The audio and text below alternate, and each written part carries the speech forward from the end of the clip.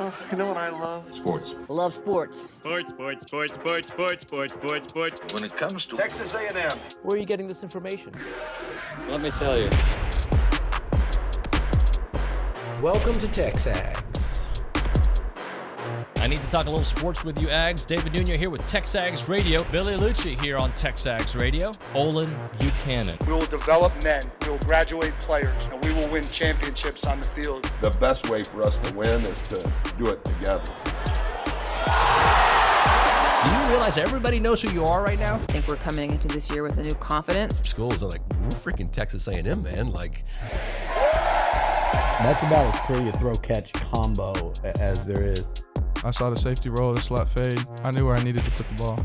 You had no other option but one hand at that point. Yeah, man, 50-50 ball, I got to come down with it. You know, if I'm betting on anybody, it's the Aggies.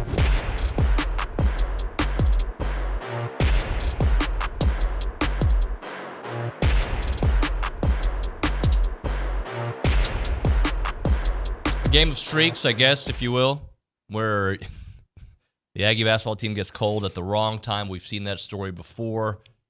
The way this team is supposed to win games is by dominating the glass, dominating the rebounding, and getting turnovers, forcing turnovers, and scoring in transition.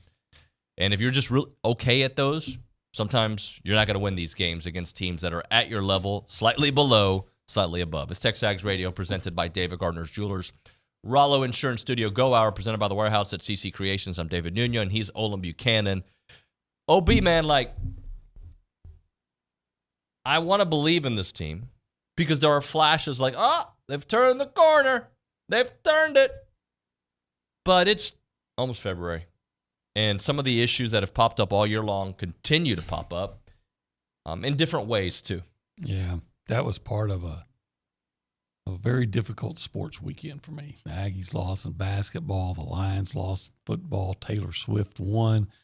The BYU students had to cover up their horns down shirts. Yeah. It was just a terrible weekend. You know, at least the Aggies got some commitments, but the basketball. Look, you said February. February is when A&M has made surges under Buzz Williams, and so their next game's in February. So maybe that's February surge. And under someone we had the November fade. Yeah. And that was just part of Kevin Sumlin being your coach. Well, let's hope that it's proven that the February surge continues to be part of what you get with Buzz Williams' coach team. But part of the February surge, or maybe the reason for it, especially in the last couple of years, was A&M ability to attack the basket, get fouled, and make your opponent pay for it at the foul line. Yeah. And, you know, Ole Miss, you took 22 free throws and missed 10 of them, and you lose by, 3 points, and there you go. There's, plenty of other factors in losing that game. Like you said, you didn't rebound as well as you often do. You didn't dominate. You won the rebounding battle, but it wasn't a domination. Right. And you know, you in crunch time at the end of both halves, you couldn't score. So, but again, the easy thing is to point at those free throws, because if you make your free throws, you make half those free throws, you win the game. And again, this is a game, as you pointed out to start it off, OB, 30% from three. We'll take that with this team. Basically 40% from the field. We will absolutely take that from this team. And it still felt like it was hard to score. Yeah. Because when it was hard to score is when you needed to score most. Didn't they have I'd have to look back at my notes, but I think they had a 9-point lead at the end of with three minutes to go in the first half. And then they lost it completely. And then with 3 minutes, you have a 9-point lead, you go into the half down 2. What happened? And then there you have a 7-point lead with less than 4 minutes in the game. Yeah. And Ole Miss just dominates play, other than, hey, Wade Taylor comes in and he bombs in a 3 from North Zolch. But that's pretty much what you're relying on Wade to take over. Man, just got to get some help, and he's not getting enough help. And by the way, Wade scores 30 points I think it's the 5th time They're 1-4 in the games in which he scores 30 or more. I believe that's correct. Double check that, but I think that's right. And that's not a shot at Wade. That's a shot at he has to score 30 to keep them in games. Yeah. Because somebody else isn't really stepping up. Jace Carter had a nice game, at least rebounding wise. He plays some tough defense. He's growing. But here's my thing, OB. To me, I don't know basketball the way the coaches do. I'm just saying from my eyeball test, this team is best offensively when they run. Because the half-court offense doesn't seem to, unless it's a heroic shot from Wade at the end of a shot clock, I like when this team gets up and pushes the tempo and pushes the run. To me, that's when they're at their best offensively. Because they're not very good at the half-court set. Yeah, but you know what? And I can get on board with all that.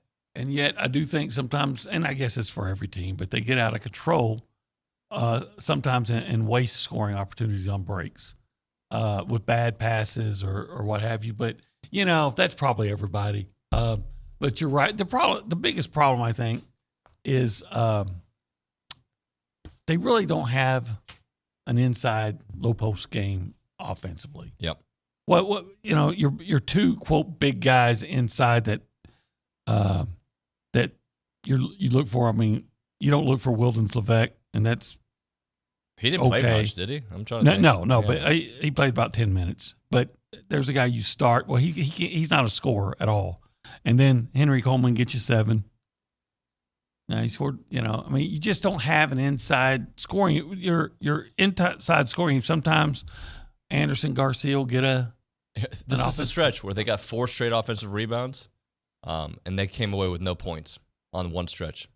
Yeah, and you know, look, teams that are with a lot of length, like Ole Miss, they had a 7'5" guy and a 7-footer, just like Missouri had.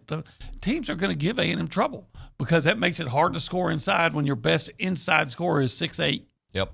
And he's looking up at guys that are 7 feet plus. So, and then that means, okay, well, if I can't score inside, I'm probably going to have to shoot from the perimeter, which is a lot. Typically 3-point shots. Well, they're not really good at that. Not with a high percentage. Okay, now I've got to get offensive rebounds and try to score in other ways, and just makes it hard to score.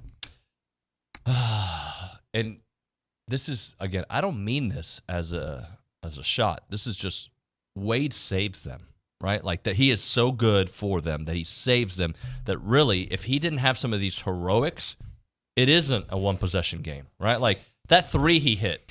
Yeah, it was crazy. It was ridiculous. Oh, are you talking about the one that got him within 1 point? Yeah. Yeah. Like, and it, I don't want to say it shouldn't have gone in because it's Wade Taylor. It goes in. That's what he does. But like those shots, like this, another one they're showing on the TV. Like he's such a gifted scorer. I hope we don't forget and take for granted how good offensively he is for a team where everybody knows how A&M's going to score. They go after Wade. Yeah, and I think that's maybe even somewhat counterproductive. Yeah. Look, you want every point he can score, right? Except that it's sometimes, and I guarantee he would never admit this, even if it feels like he's got to be feeling like, look, I've got to carry this whole team on my back, and therefore sometimes he tries to do too much. Yeah. Because if I don't do it, who's going to kind of mentality. But if he doesn't do it, not only who's going to, they're not in these games. I agree. You know, and we've seen Boots have stretches where he can be that guy. It just hasn't been very often this year. Henry had that stretch in the beginning of the season. He's still trying to round back into form after his injury. But again, you know what? Another thing that sucks? Ole Miss kicks are often. Mm-hmm. Yeah, they've kind of got your number right. Yeah. And it's hard to figure out why. Look, Ole Miss has, I'll tell you one thing about Ole Miss. They have really good coaches. You don't have to like Lane Kiffin. He's good. And you don't. My voice cracked. You don't have to like Chris Beard. He's good. And that baseball coach, I can't even think of his name. It's National kind of Italian champion. game. Yeah. Italian name. He's got if he's still there, he's got a national championship just a couple of years ago. They've got good coaches over there. They do. They good. And I think their women's coach was all over social media for some comments after Coach Yo, women's basketball coach, all over social media for some comments she made about the women's sport. And I'm not going to make this a debate about women's sport, but basically they deserve to get more than 3,000 or 4,000 people at a game, as good as they are. Top 25 team that She talked about the LSU game the other day. Who did South Carolina LSU game. Tickets were going for $5,000. The women's game has arrived. I'm switching the topic. I apologize, but it just comes to mind. Her name came up recently as well. Yeah, I don't think anybody deserves anything. What you've got to do is you've got to earn it, and that's what South Carolina and LSU have done. If I earned it, I can't believe that tickets were going for $5,000 for that game. Wow. I think the ultimate arrogance is telling other people how they should spend their money that they earned. 100. So what you have to do is you have to go out and put the product out that is so exciting and so great, and people at Ole Miss aren't going to come in in droves to watch LSU.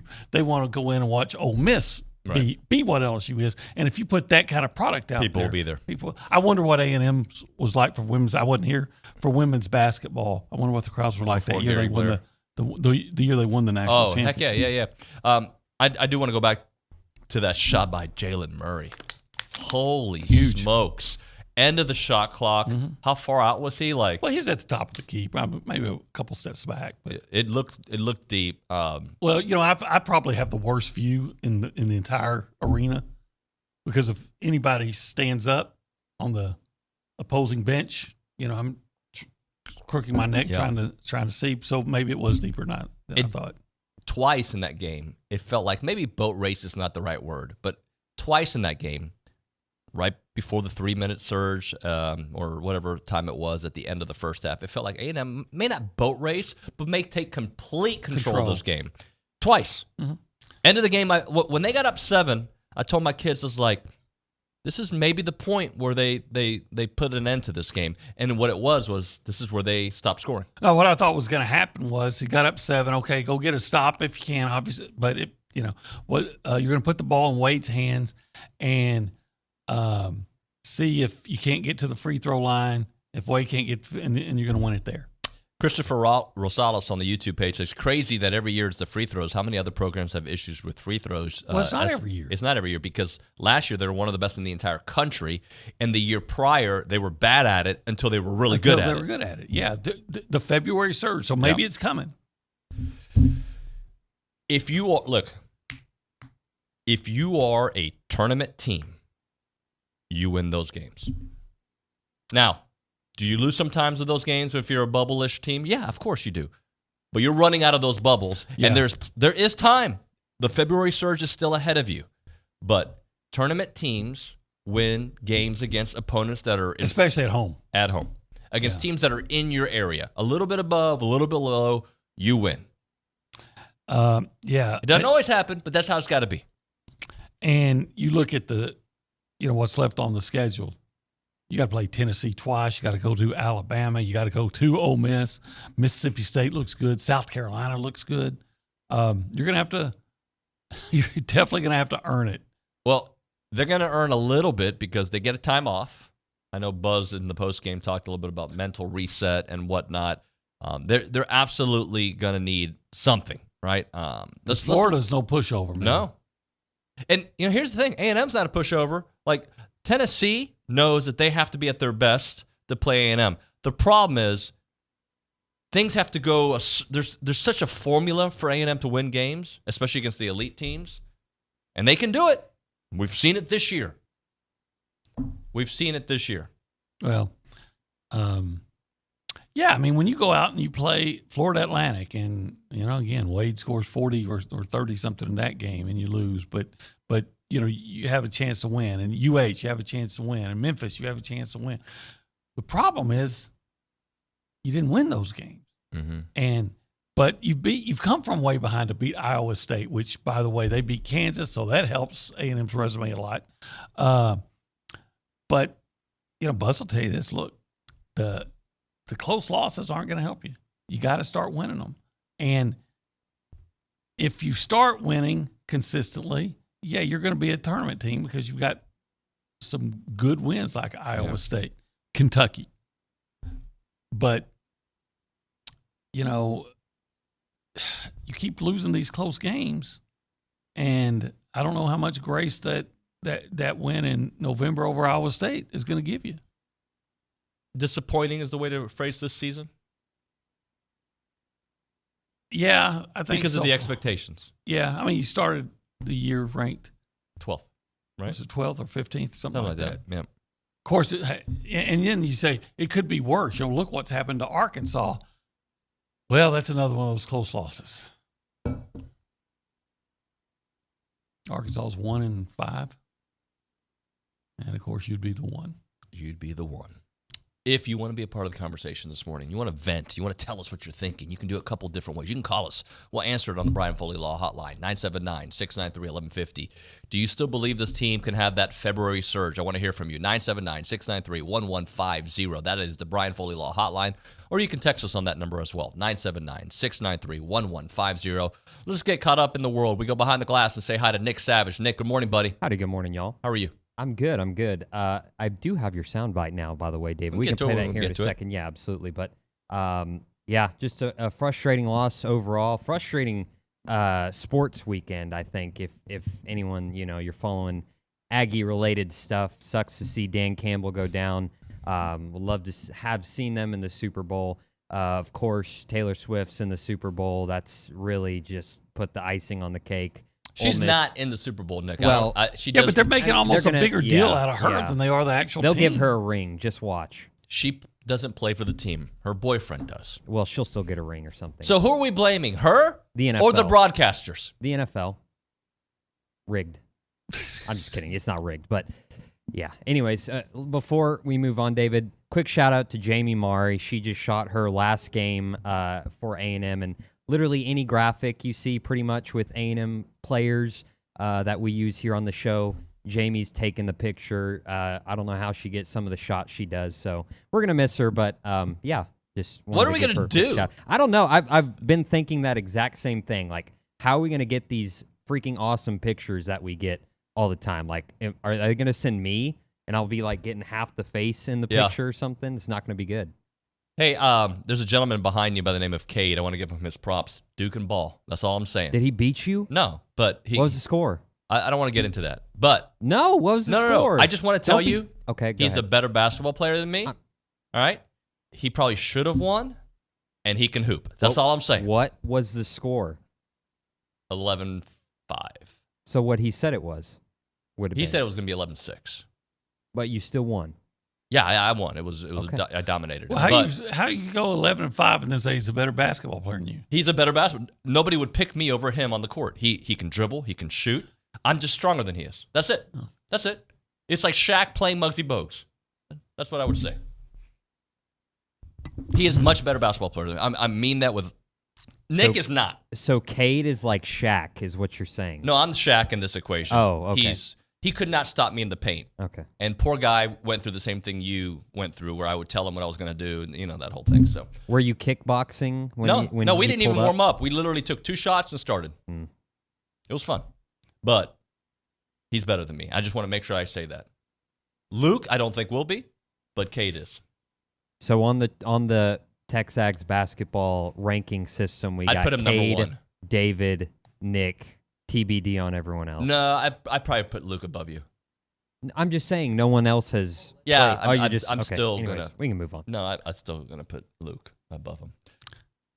Yes, if your game is to back in and just that's my game. That's all. I have. Then I don't think Luke's gonna be a problem. Oh no, he won't stop me. No. I mean that part, but that's like a turnstile.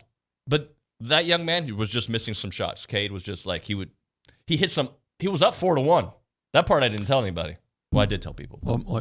So I just at that point I was like, all right, I'm gonna just Charles Barkley this thing until the end. I'm gonna take my time, dribble in the paint, and not gonna happen. He's not gonna stop me. That's it. But he was better, and I mean that with all sincerity. Let's go to the Angry Elephant News and Social Center. Matthew Dawson, you might be next. Good morning, sir. Good morning. Well, let's talk about some wins that the Aggies had this weekend. Right, women's tennis. I like that top, buddy. Oh, well, thanks. I mean, is very pink nice. Is pink out this weekend? The hair's a little poofier today. Is it like I feel? Are people recognizing you around campus? I feel like there's a little bit of what's the word here? He's feeling himself. A swagger. Well, I'm feeling the pink today. So I missed it on Saturday. Well, I didn't wear this on Saturday. So I was like, I'll bring this out on Monday. Let's looks support good. breast cancer survivors and fighters. So we don't support them just one day. No. We're year all round. the time, year 365, round. baby. We always support them. So let's talk about women's tennis. They won 4-0 against Northwestern. Number 1 ranked Mary Stoyana just continues dominance. 6-1, 6-1, domination. Equestrian. Well, hold on. I got to get the Dreamweaver in here soon. You do. Yeah. You do. And I think you got to be here. Okay. All right. We live on the same block. What? Well, same street. He lives same city on the other side of the thoroughfare that divides it. But anyway, equestrian. Dawson. All right. Number 2 ranked. Only he can. That's his thing. You can't do it. Oh, I can't do that? No. All right. Well, anyways, the number 2 ranked team, the Aggies, they came out 10-0 victory against Dartmouth. The sweep in the jumping seat marked the 4th time in program history. How about the 2nd time this season already? So, unbelievable. Track and field, Cooper Cawthra. How about a program record in the mile? A sub-4 mile. 3:59.12. Unbelievable. So, a lot of records going on that day. Connor Schulman and Jaquan Scott also dominated the men's 60-meter hurdles. A 1-2 finish for them in Arkansas. So, great outing for track and field. And that's what I got, David. Thank you, Dawson. I don't know. Matthew Dawson. Matthew Dawson. It just comes out. It's like when people call me Nuño. Let's hit a break. All right. I should have done this with Kate. You know what I should have done after the game?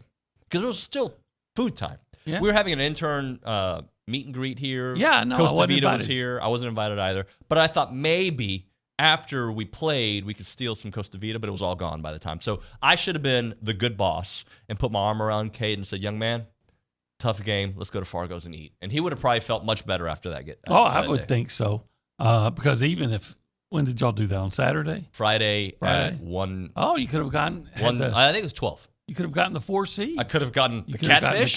The coleslaw, the corn, the crunchy hush puppies. They're not open today. They're not open yesterday. They weren't open yesterday. But tomorrow they'll be open. And not only will they be open, but then you would have the opportunity to have the meat dessert. What that is, rib tips. People love when you say meat dessert. I just love it when I'm eating that meat dessert. Those rib tips. Just go all in. I love them. But if you want to get them, you probably got to call ahead because they're so popular. They tend to sell out. But if they do, hey, like when I went and missed out last time, I went, called the Audible, got the chopped beef sandwich. I mean, they're not limited to rib tips. Man. No. You can get anything. You can even get a baked potato there. 1701 South Texas Avenue in Bryan, without a doubt, the what? The best barbecue in Texas, i.e. the world. You know that's their trademark. Well, it's factual. It is. Have you looked it up? Yeah, it's true. Oh, you've tasted it. Mm-hmm. It's Fargo's.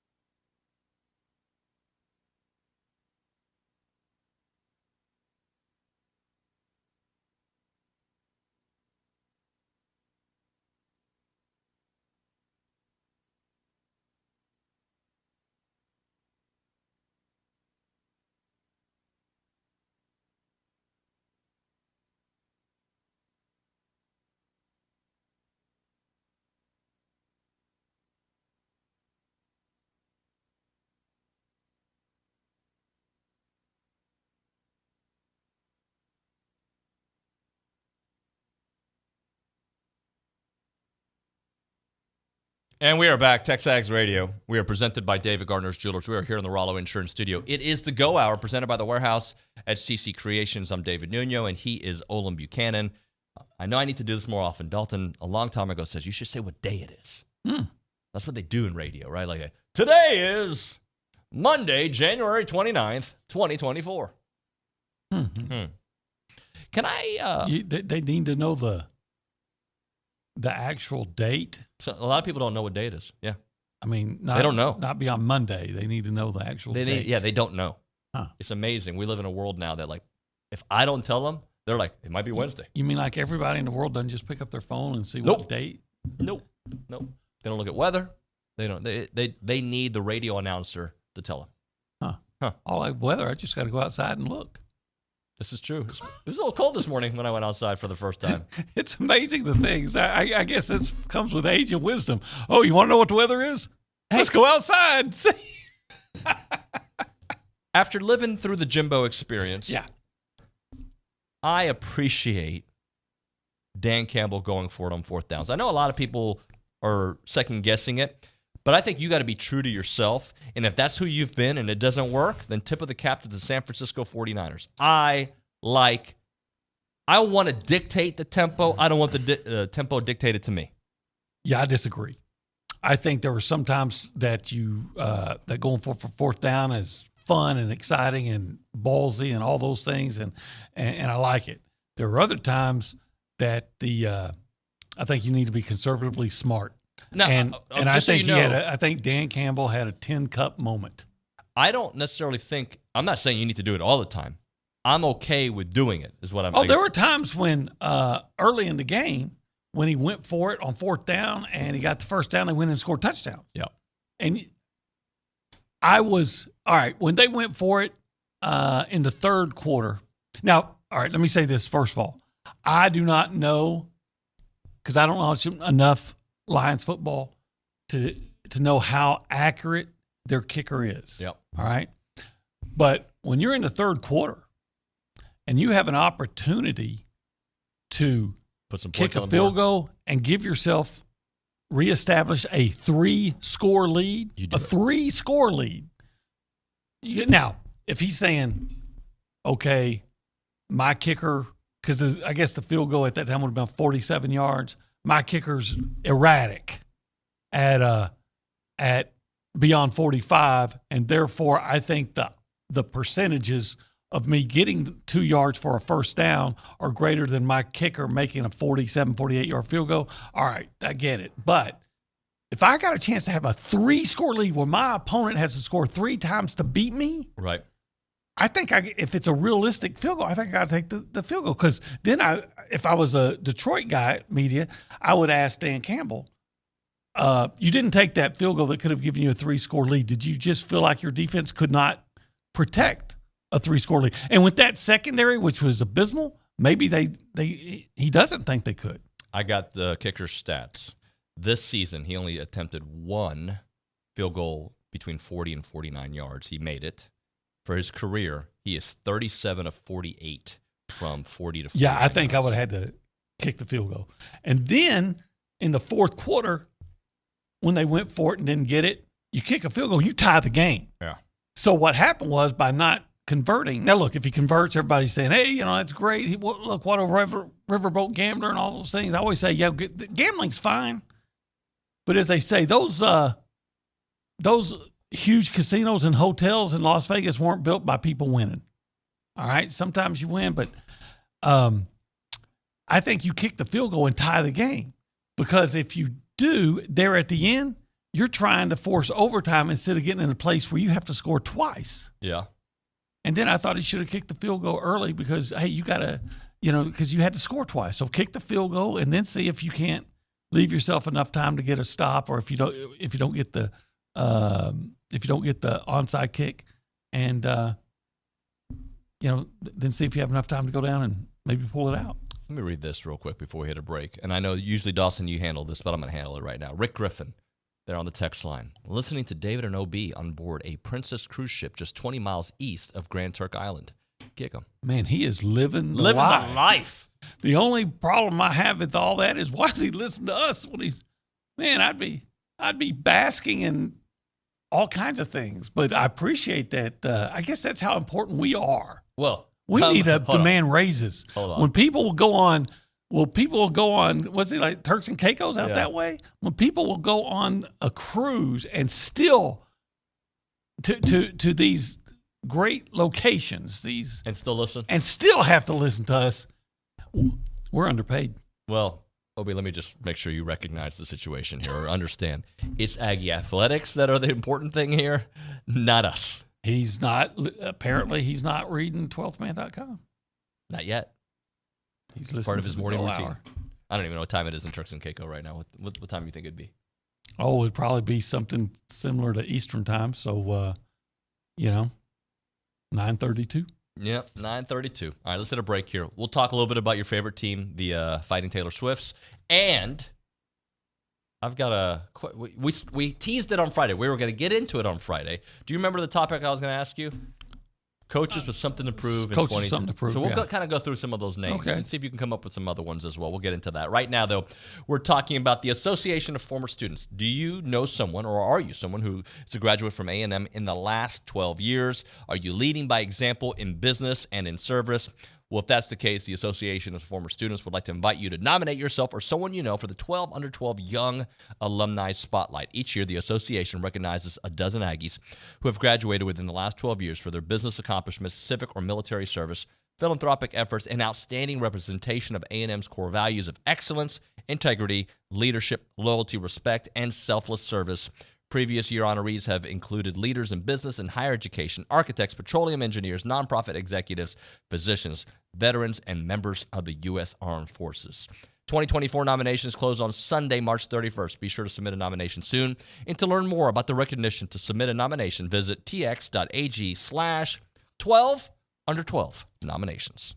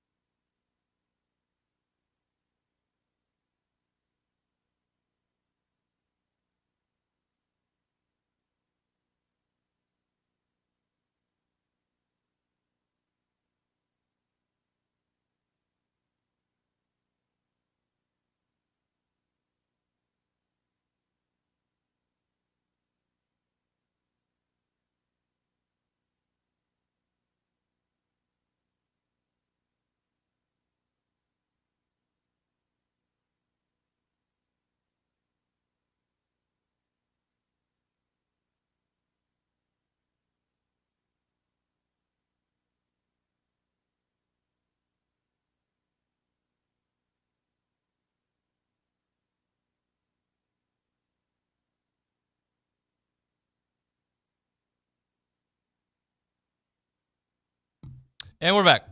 TexAgs Radio presented by David Gardner's Jewelers in the Rollo Insurance Studio. The difference is real. They're an independent insurance company built around educating you on exactly what you're paying for, doing the shopping for you so that you can accomplish all of your insurance goals. They've got 45 offices in the great state of Texas. Their headquarters is right here in College Station. Call them up, 888-44-ROLLO, or go to rolloinsurance.com. OB, let's get into the Chiefs game and the dominance and the year that it's not supposed to happen. It happens again. I probably would pick them just because they are trending in the right direction when it matters. Yeah, look, they got the best quarterback in the game now. That gives you always not just a chance, but maybe makes you the favorite, right? Mm-hmm. Somehow I think the Niners are going to be favored, but we'll see. I don't know. But, yeah, when you got Patrick Mahomes, you always got a chance. Watching that game, all I'm hearing was cursing and swearing, and it was horrible.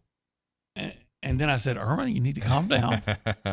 She's a big Raiders fan, so she hates the Chiefs. Right. And I used to love the Chiefs.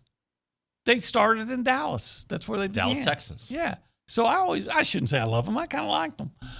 And then you see stuff, Patrick Mahomes, who I really like, he's an East Texas guy, so he's a Paisan, but he's become kind of a whiner.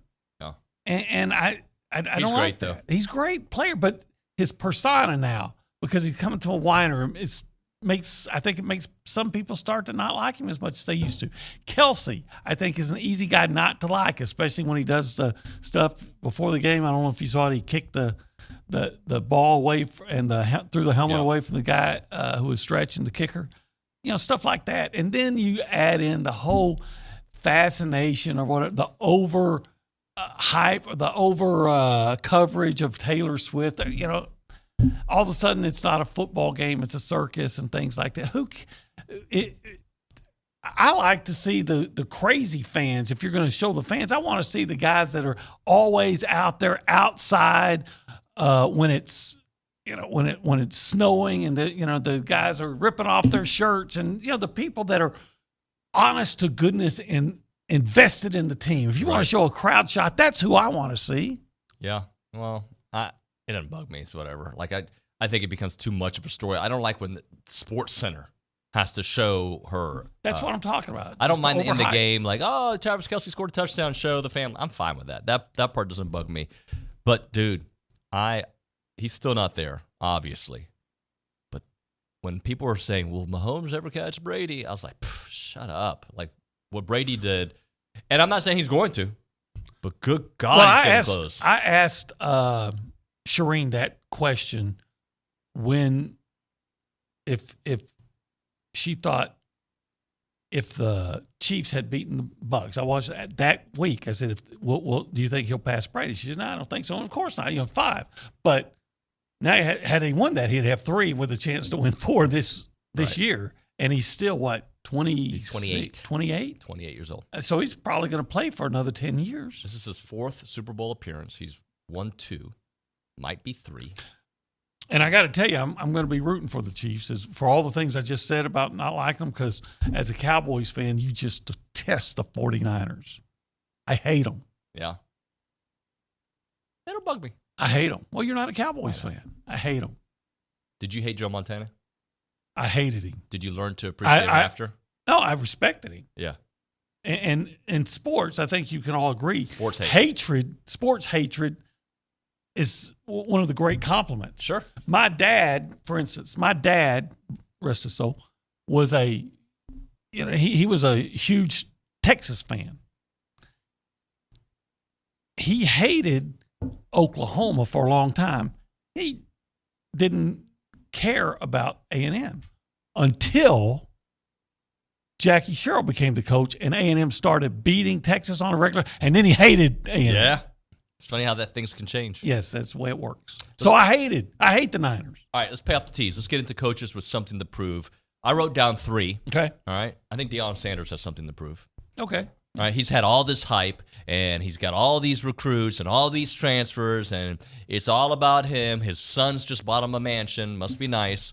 Yeah, right. Like he can't afford his own mansion. He put the spotlight on himself. Mm-hmm. So now in his year moving into the Big 12 and all the spotlight and Shedeur Sanders last year there before he goes into the NFL, he's got something to prove this year, that he is not just this splash, that there is some substance around his football program that does not include just beating TCU week 1. Something of substance there. True. So I got Dion on my list. Mm-hmm. I got Ryan Day on my list. Okay, I can see that. Ryan Day has to not only beat Michigan, I think they got to win it all. They got all the talent in the world. I'm not saying they're going to, but they've lost, 3 straight years to Michigan? Does that sound right? I think that's right. 3 straight years to Michigan. Michigan should not be the same Michigan team. They've lost everybody. They lost their head coach. They lost their star players. Ryan Day's got to get something done this year. And he's got stuff done the last couple of years, just not enough for their fan base. He's got to get it done this year. Okay. And I got Billy Napier on there. Oh, yeah. I definitely have Billy Napier on mine. Right? Yeah. I mean, and no offense, Billy, but I'm rooting against you, man. Especially when A&M goes there. Especially when A&M goes there. But I think that is a huge – they've got a tough schedule. He's got all the spotlight on him. The whole thing with the tampering and – not tampering. The NIL, I'm sorry. Yeah.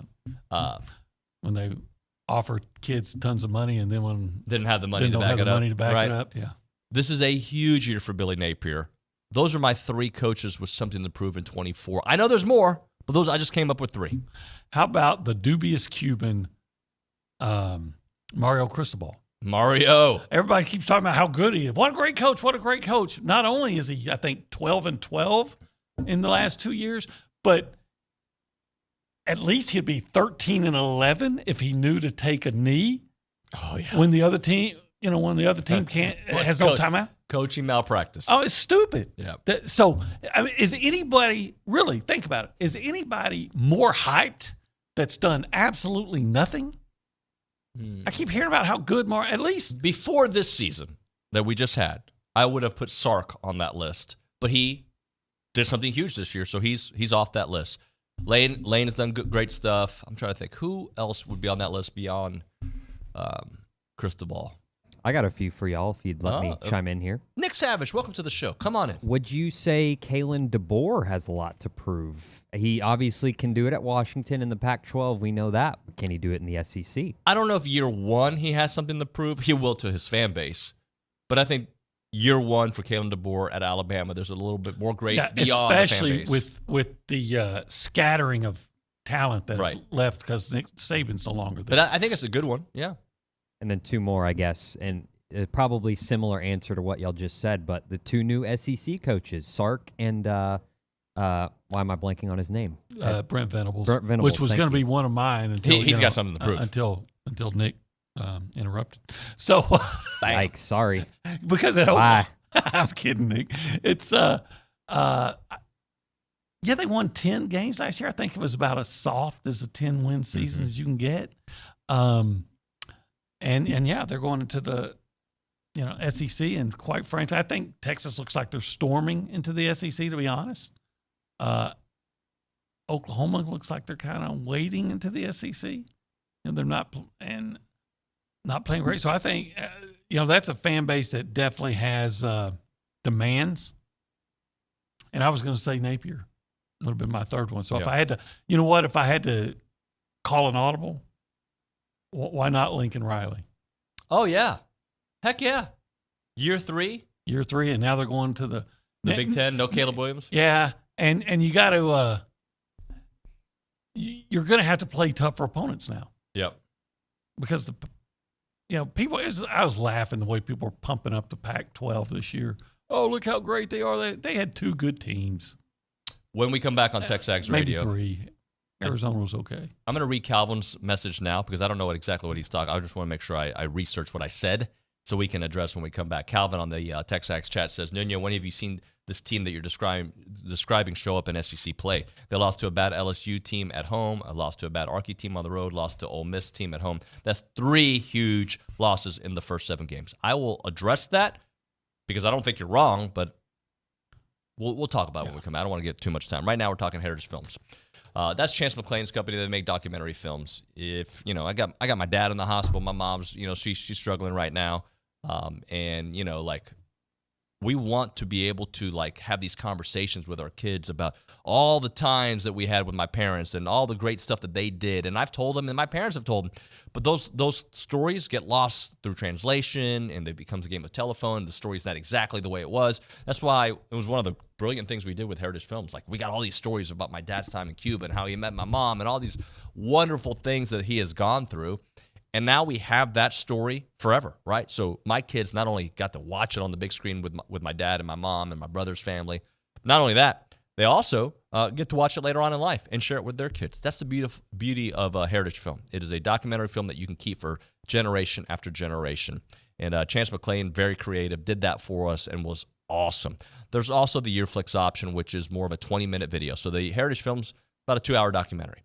The Yearflix 20-minute video, Q&A style, that you get to know your kids, right? Like things you did not know that they're into, right? Like, or even stuff you knew, you get to hear it from their voice on the why behind it. 20 quick minutes, and it's fun, and the kids have a great time doing it. It could be your freshman year of college, talk about your journey to A&M and what it means to you, because Aggies love doing these kind of videos. And then sophomore year, then junior year, you get your Aggie ring, and now you have your 4-part series afterwards when they graduate. So just call up Chance, 713-893-8341, 713-893-8341, yourheritagefilm.com. Again, that is yourheritagefilm.com.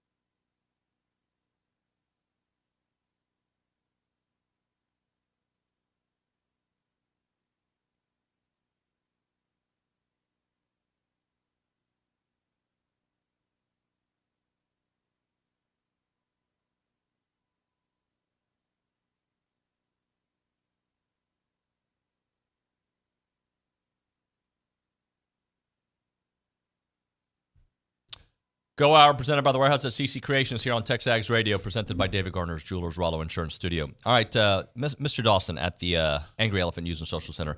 Do you have Calvin's chat, and we can kind of revisit that in front of you, or do you want me to do it? Calvin's chat or his text message? His message, Calvin, on the TexAgs chat. I do not have that open. All right, I'll just read it. Nuño, what you're describing, when have they shown up in SEC play? They lost to a bad LSU team at home, lost to a bad Arky team at home, lost to an Ole Miss team at home. That's 3 huge SEC losses in the first 7 games. I don't know what I said that seemed like I was overhyping the A&M basketball team. I don't remember saying anything to that stretch. I do remember saying they have shown flashes. The Kentucky game was a flash, okay? What other game was a flash, OP? Well, let's see. They beat Missouri and did not look good doing so. They didn't look good doing so. They actually played pretty well in the Auburn game. To Auburn. Yep. So, bottom line is, by flashes, I think this season, beyond SEC play, they show you that they can. But more often than not, they're the team that's just showing up against Ole Miss. Well, it's when they go out and almost beat UH. Almost. It's when they go out and almost beat Florida Atlantic, and they almost beat Memphis. So those are the flashes when you're that close. When you're 1 or 2 plays either way from winning the game. When you get down by 20 on the road at Arkansas, and then you have the lead with 7 seconds to go and lose. So when you say they're the flashes, and then you also have to, like we talked about, Calvin, you have to consider the possibility that Buzz's teams will do what Buzz's team will do, what Buzz teams have done, and say, hey, it's February for whatever reason. They typically get going in February. Yep. But they may not. But you have to consider the possibility. But you have to consider that possibility. Now, if the last 2 years didn't happen, I'd probably be telling you today, this team is not a tournament team. Yeah. They have happened, which makes me say, because I think you got to give, I forgot when you said it. What did you say? You can't use history as a... Yeah, it's what the financial advisors tell you. Past performance does not guarantee future results. And I think that is a fact. That being said, we have to consider it because that's what Buzz's teams have done the last couple of years. Yeah, well, even in Buzz's first year, they did it. And by the way, what would the show be if we just didn't? We just said, all right, not gonna happen. They can't turn it around. Because I'll tell you what. Last year they lost to Wofford. Yeah. And then went 15-3. The year before they had lost eight straight games, and then finished in a flurry and made it to the SEC tournament championship game. Logan and I joked a couple weeks ago. I was like, I remember during that 8-game losing streak, I was like, I'm not sure they're going to win another game this year because I looked at their schedule and I was like, I'm not. And then what did they do? They were robbed of a tournament of appearance. Right. And now the year before that, I think, was that COVID year? The COVID year where everything was. Don't even consider that. I don't even think they played in February that year. And then, but his first year, I think it was. By the time they finished pretty strong, then the tournament got canceled because Logan and I flew all the way to basically Nashville just to eat a dinner. But they were the team nobody wanted to play. Yep. Hey, Dawson, I know you're in the chat now. I see your name in there. Read 1951 GMC. Craving new interviews with some of the new additions to our football team, E.J. Smith, Nick Scorden, some of the new receivers and corners, and Coach Tommy. Coach Tommy, huh? I think we're going to have him, Wednesday? Wednesday morning. Looking forward to that. In studio. Oh, Moffitt and Nuño talking, lifting. I mean, by the way, how about those? Now we got to sweat out a whole year, but A&M with some big commitments this week. Heck yeah, we didn't even get into that, but Billy's coming in. Yeah. We got Billy for a while. He's going to be talking about it. Yeah, we'll get into that. But yeah, maybe I should pitch to Coach Moffitt. We should do a show together, Moffy. I'll call him Moffy because we're cool like that, right? Like Moffy. Yeah. He probably wouldn't like that. He'd probably body slam me. He might throw me up in the air and say, "You want to play basketball with me?" Yeah. I'll back in on you. Yeah. Stop this in the paint, bro. Thank you, Obi. Yep. When we come back on TexAgs Radio, Tom Hart for everybody on the message boards. That and more. It's TexAgs Radio.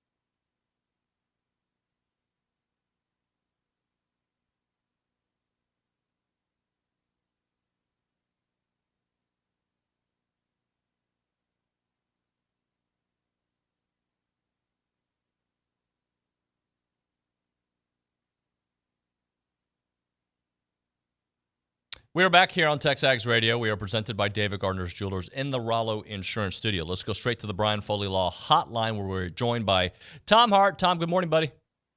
Good morning. How you doing today? Nice to see you back in the studio. Thank you, sir. How you been? I've been good. Busy, but good. Hoops is full swing. I did not get a chance to watch the Aggie game this weekend, but I caught up on it. It is a total knife fight for the teams in the middle of the pack in the SEC that are kind of hovering around. According to Lenardi, A&M came in this weekend as an 8 seed projected. And I know that the committee doesn't consider conference affiliation or conference records, but it's the easiest comp when you have similar teams who have played each other head-to-head, maybe even multiple times. And I look at where Ole Miss is and where A&M is and what South Carolina has done and Georgia and Florida. And outside of maybe the top 4 in the league, it is an absolute brawl for everybody else to try and establish their credentials leading into Selection Sunday, not to mention, compete for a conference title. Tom, have you reached the point that you worry about them getting into the tournament?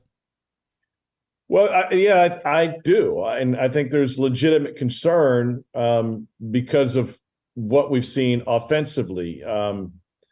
It's pretty easy to figure out what the formula is for A&M to be successful and to score points. I had that LSU game, a week ago where they had like 27 second chance points. Anderson Garcia is just an absolute magician.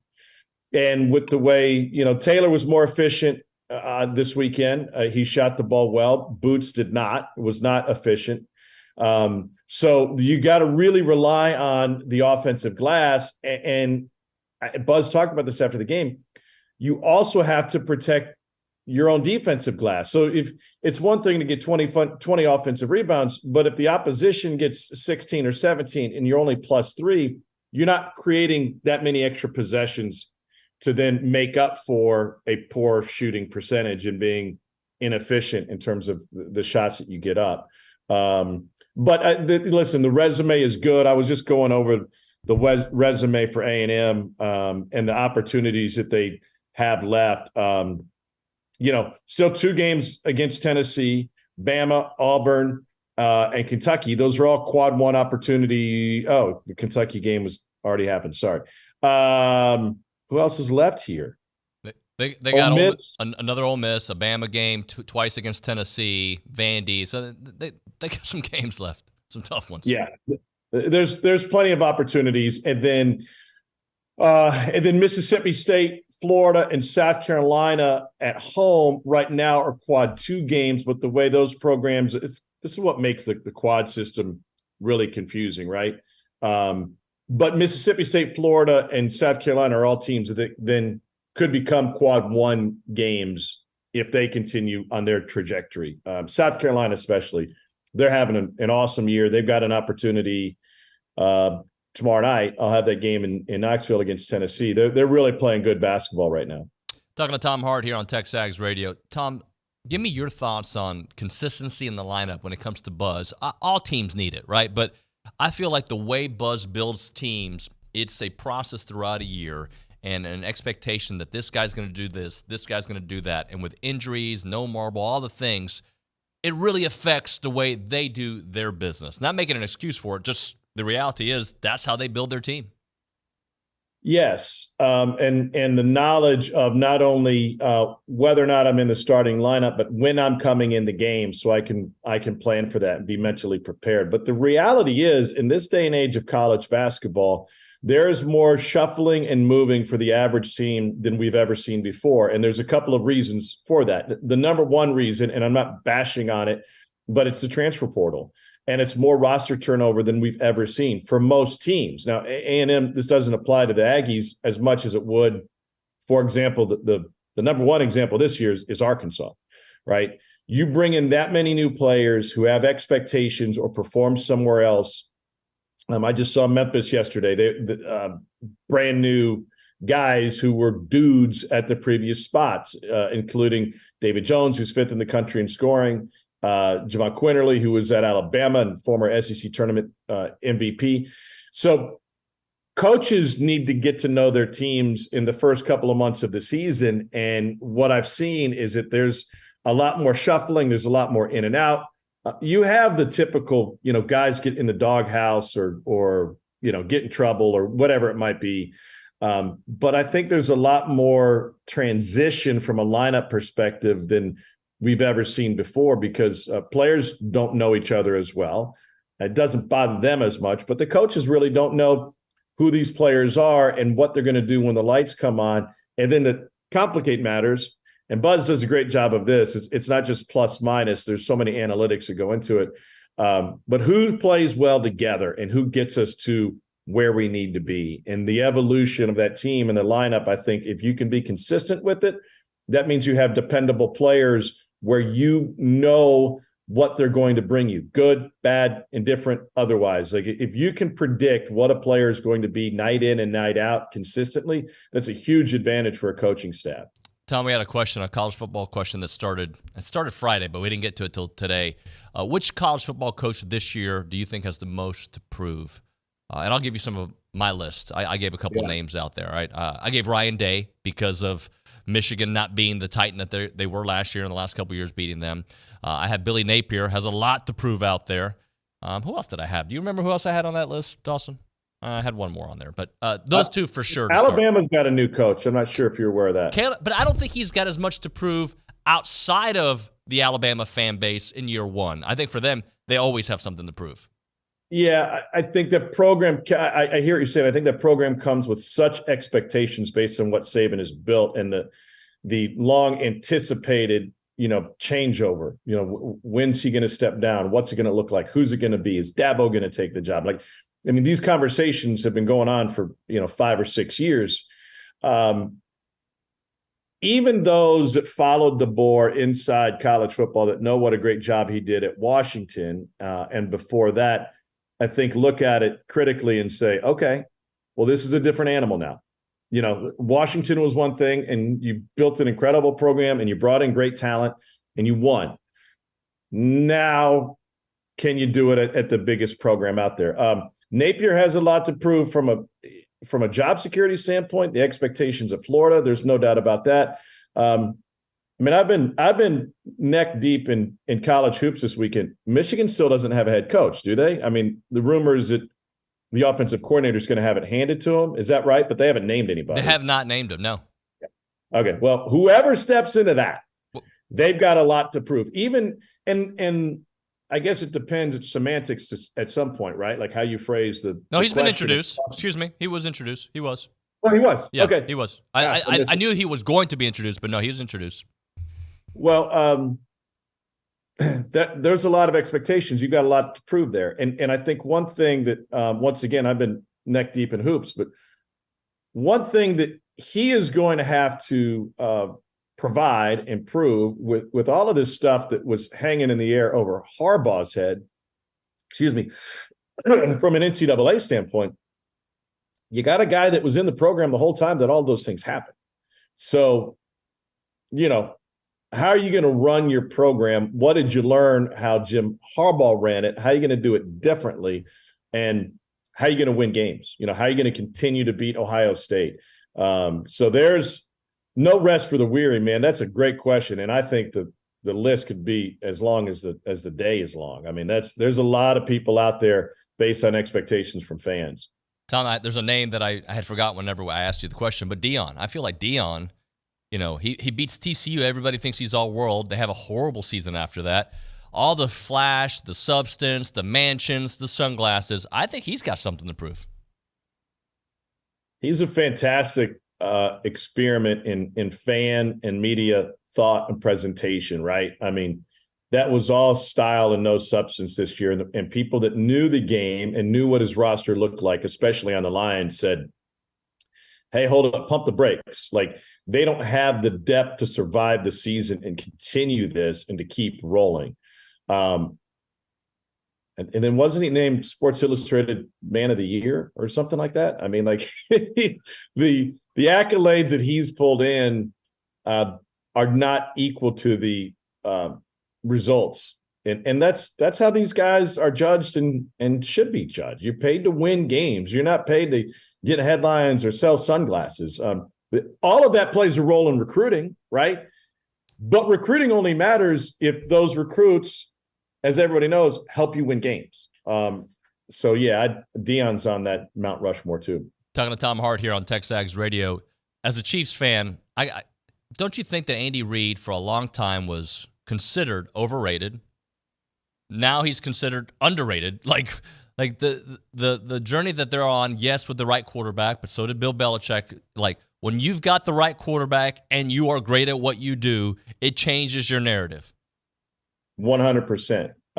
By the way, we talk about transition, right? I mean, Andy Reid's not going to coach forever. Patrick Mahomes isn't going to be Patrick Mahomes forever. That is an organization. Back in December, I had a game at Kansas, so I stopped by Arrowhead and saw some people I knew and just kind of walking the halls over there. They are at the pinnacle, and they recognize it. And there's this expectation, almost blinders on, like, hey, this is going to continue forever. No, it doesn't. We all know that. I mean, look at Belichick, right? Like, at some point, Tom Brady retires or moves to the Tampa Bay area. I think Reid, based on kind of the criticism that he got with Philadelphia, I don't know that we've seen another coach have a rebirth like this. I mean, maybe Dick Vermeil, but those were different circumstances between when he was with the Eagles and then back with the Rams. Reid just kind of kept on going on this line and kept it going. So it's amazing. I was talking with somebody last night after the game, by the way, who knows a guy on staff with the Chiefs, and the word was that the Ravens talked so much trash that entire game. And I don't know if it came across on TV because I was on the air doing a hoops game, but that they were just woofing the entire game and nonstop.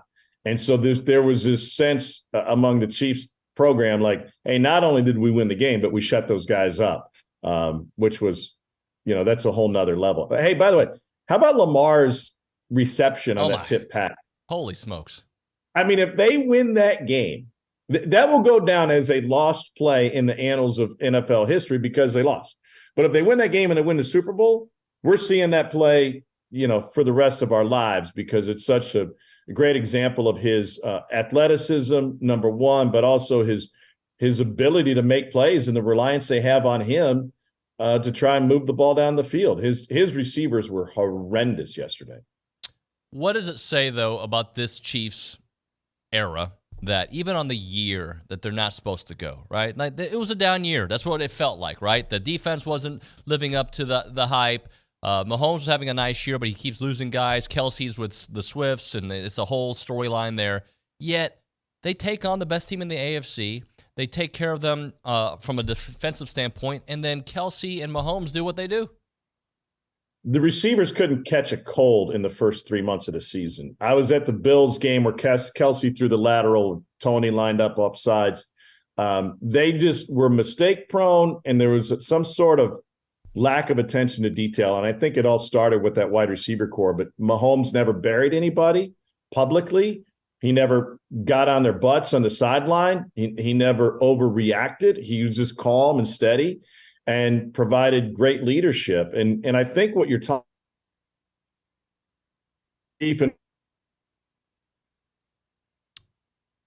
looks like chicken or the egg thing, right? Like, I'm probably breaking up. It feels like a chicken or the egg thing, but like, which comes first? Do you learn how to win and then it continues? Or do you win and once you've done it, then you know how to repeat those behaviors? Look, I just marvel at it. I laughed when people said they could be going on this Patriots, kind of journey and Tom Brady journey. And I don't know if they can because of what you said, because, I mean, what they did over 2 decades, like that's longevity to go along with the greatness. But it has been pretty incredible to watch. Let's focus a moment on the Niners, Chiefs Super Bowl, and what the Niners were able to do yesterday against the Lions. Well, I don't think you can talk about that game. Brock Purdy is the headliner because he's the quarterback that everybody loves to hate. Nobody wants to believe in. But I don't think you can talk about what the 49ers accomplished without starting with some of the decisions that Dan Campbell made. And this shouldn't be a bashing analytics thing and when to go for it on 4th down. What it is a gut feeling thing when it comes to a coach like Dan Campbell. And sometimes your gut is wrong, or sometimes you just don't execute. But all of those decisions that a coach has to make in game with the ebb and flow of momentum, which in my mind is a very real thing. All those things are hard to judge in the moment, but easy to judge in hindsight. And I think it's too bad it didn't work out. I think there were a lot of people that wanted to see the Lions do well because of the kind of, rags to riches story and Campbell's background and guys out there biting kneecaps and just fighting his tail off. So I think that's where you have to start with that whole story is we were so close and we had it. How did it get away from us? And what decisions would you make differently? He's a dude of no regrets, right? And he said it afterwards. He said, I don't regret any of our fourth down decisions. I think they were a little conservative coming out when they played with the lead offensively. And so to play conservatively and then try to turn it up and make plays on fourth down, I think that's kind of where they got into a bind. And kind of like, I guess the Lions receivers weren't doing any favors either. I want to close out with this question, and I'm going to ask you a question. I'm going to give you the why behind the question, all right? What type of athletes, what kind of athletes, what level of athlete deserves tribute videos when they move on to another team? And then I'm going to follow it up because it was all over social that the Nets were considering honoring Kevin Durant. And I'm thinking to myself, tribute videos should be for either like a championship level player and took them to the championship and probably won, or at least 7-game series, or somebody who was at an organization for a long time, or is kind of like that player that you look at, like Anderson Garcia for A&M basketball. Like that guy is not the best player out there, but like we're going to remember him for a long time. So should Kevin Durant get a tribute video from the Brooklyn Nets? You know this answer, so I'm going to ask because I'm sure you have it written down. But how long was he there exactly? Like 3 seasons, but only played like in 2. The bottom line is, from an organizational standpoint and from a marketing standpoint, it's what resonates with your fans, right? All of this is how to reach fans. I mean, Ole Miss is redoing the baseball stadium right now, by the way, and they're building a statue of Tim Elko outside their stadium. Helped them to a national championship. Was, I think, the only men's national championship they have outside of the football leather helmets in Oxford. So that's great. But from a big picture perspective, like LSU baseball has had about 30 Tim Elkos, right? I'm not bashing Elko. Why do I keep saying Elko? Yeah, that was his name. I was confusing with Mike. But yeah, the first baseman DH. But to Ole Miss, that dude matters, right? That he was a personification of that great team, and you're speaking to your fan base, not outside the fan base. But I think I like your parameters. I think it's a championship season or close to it, long-term viability and relationship building within the market where people said, we like that guy, he's one of us. And somebody who gave their all for that organization. Certainly not somebody who then left to join another super team or grab another paycheck. That's not the kind of person you want to do a tribute video for. I don't even know if the Warriors should. And he won there. I think the Thunder are the team that, like, when I think of Kevin Durant, I know he won with the Warriors, and I don't know how this became an NBA show, but I think it's the Thunder if anybody's going to do it. Well, the Thunder would have to wait, right? Because I'm sure there's still some people there who are like, wait, that dude left, right? You'd have to go back and look at and see, who had the most acrimonious departure, and then ask yourself, hey, he was a great player or he won championships, but he left in a way that we do not want to honor that dude at all. That's a more interesting conversation in my book. Tom, appreciate you, sir. Thank you so much. All right, have a great week. Later, buddy. Tom Hart there on the Brian Foley Law Hotline. All right, we'll hit a break. We'll come back with Around Aggieland, and maybe we'll have some time for Around the SEC. Milliken Reserve Time, they are a farm-to-table community, and they are in College Station. They got homes, they got trails, they got wide-open spaces, and they help make memories with families, right? They just want to connect you with nature and with each other out there. They have created a sanctuary for family, for nature, and for community. You got to take advantage of it, especially if you're here in the Brazos Valley. Make that little commute out there. You don't have to live there to enjoy it because it's just a cool area to go hang out, dedicated to the conservation of a healthy community. 2,600 acres of open space, 30 miles of trails, and they got homes out there. They want to connect families to nature and to each other. And again, those trails are awesome out there through a wooded landscape, including walking and equestrian paths, creeks, ponds, and gathering areas. They're committing to maintaining and restoring that natural habitat where you're going to find white-tailed deer, songbirds, rabbits, and turtles out there. You can go hiking there, biking, canoeing. You can go kayaking out there. Equestrian trails, you've got the evening yoga, you got the summer camps, the music festivals, the farmer markets, and the farm tours out there. Go join that community. You'll love it. It is millikenreserve.com, the website, millikenreserve.com. Go check them out.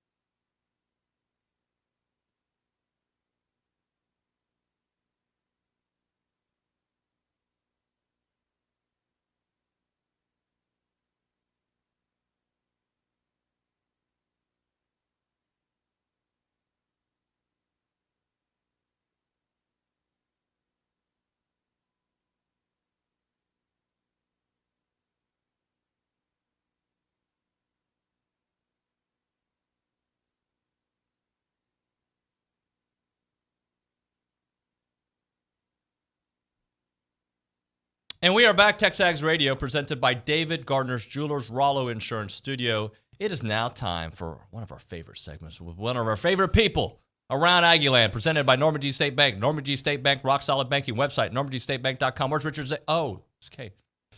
That's awkward. Wow. Just kidding. I mean, I've been doing this for how long? I was just kidding. Come on I said one of my favorite people. I got inherited into the Around Aggieland. And he did too. I know, and then Dalton before. It's weird how the chain Did Dalton do it before? I think, yeah, for a little bit. All it whenever means I is look back on it. Whenever you host Around Aggieland, it means you're an up-and-comer. And by up-and-coming, like, you're going places in TexAgs. Okay, I like the sound of that. Yeah. Was it that funny? You gave me a fake laugh there. I think you added a fake laugh to it. I'm just a happy person. Are you? Yes. Do you know me to not be a happy You're person? You're always in a good mood. Thank you. You are. And you don't ever give me a hard time like some of the other people back there. I'm glad. I'm Not glad often. that I can add some positivity to the mix.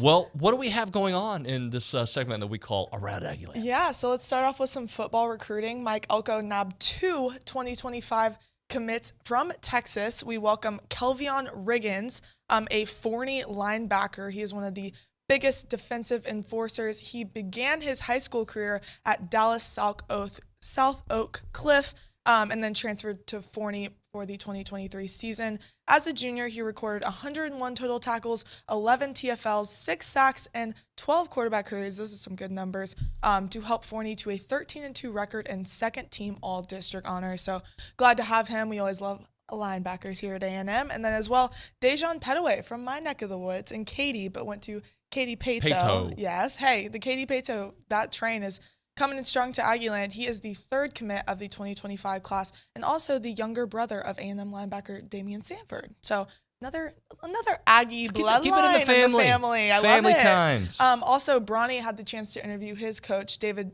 Hicks Sr., who is David Hicks's dad, coaches at Katy Pato, who spoke very highly of him, saying, quote, A&M got a truly special diamond and he is going to shine. So if y'all haven't already, make sure to check out that interview on the site because it's a great interview.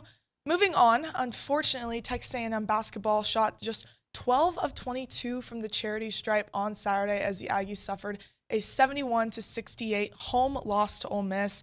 The Aggies shot a 54% rate from the free throw line. That's not very good. Nope. And that is their 2nd lowest percentage of the season and the 4th time they've been below 60% from the line this year. Got to get that up. Got to start making some free throws to win some games. Their final game at the homestand will come on Saturday. They do have a break during the midweek against Florida at 3 p.m. So hopefully can get one there. They really need it at home with the crowd. Let's do it. Women's basketball, they did look like they were going to pull off the comeback. They had an 18-point third quarter. They overcame a very large deficit and took a short-lived lead, but unfortunately, the Aggies did fall 63-51 to Florida. That was in Gainesville. They are now 3-4 in the conference, and they have a chance to get back to 500 next Sunday, against Mississippi State. That is at 3 p.m. at Reed, if you can make it out there. Also, some more baseball. We're 18 days away. Softball, 11 days away. So we're nearing the diamond sport. So if Aggie basketball isn't suiting all your needs right now, we're just around the corner from some diamond sports. And then as well, Matthew mentioned it earlier, track and field.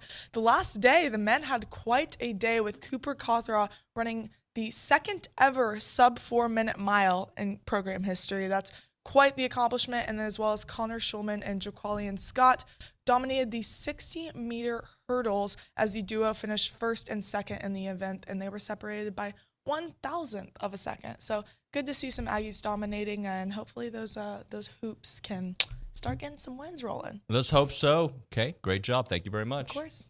Let's now go to the Angry Elephant News and Social Center. Matthew Dawson, we got some text messages, buddy, to get into. You want to start it off? Yeah, I actually wanted to get into one from Matt in San Antonio.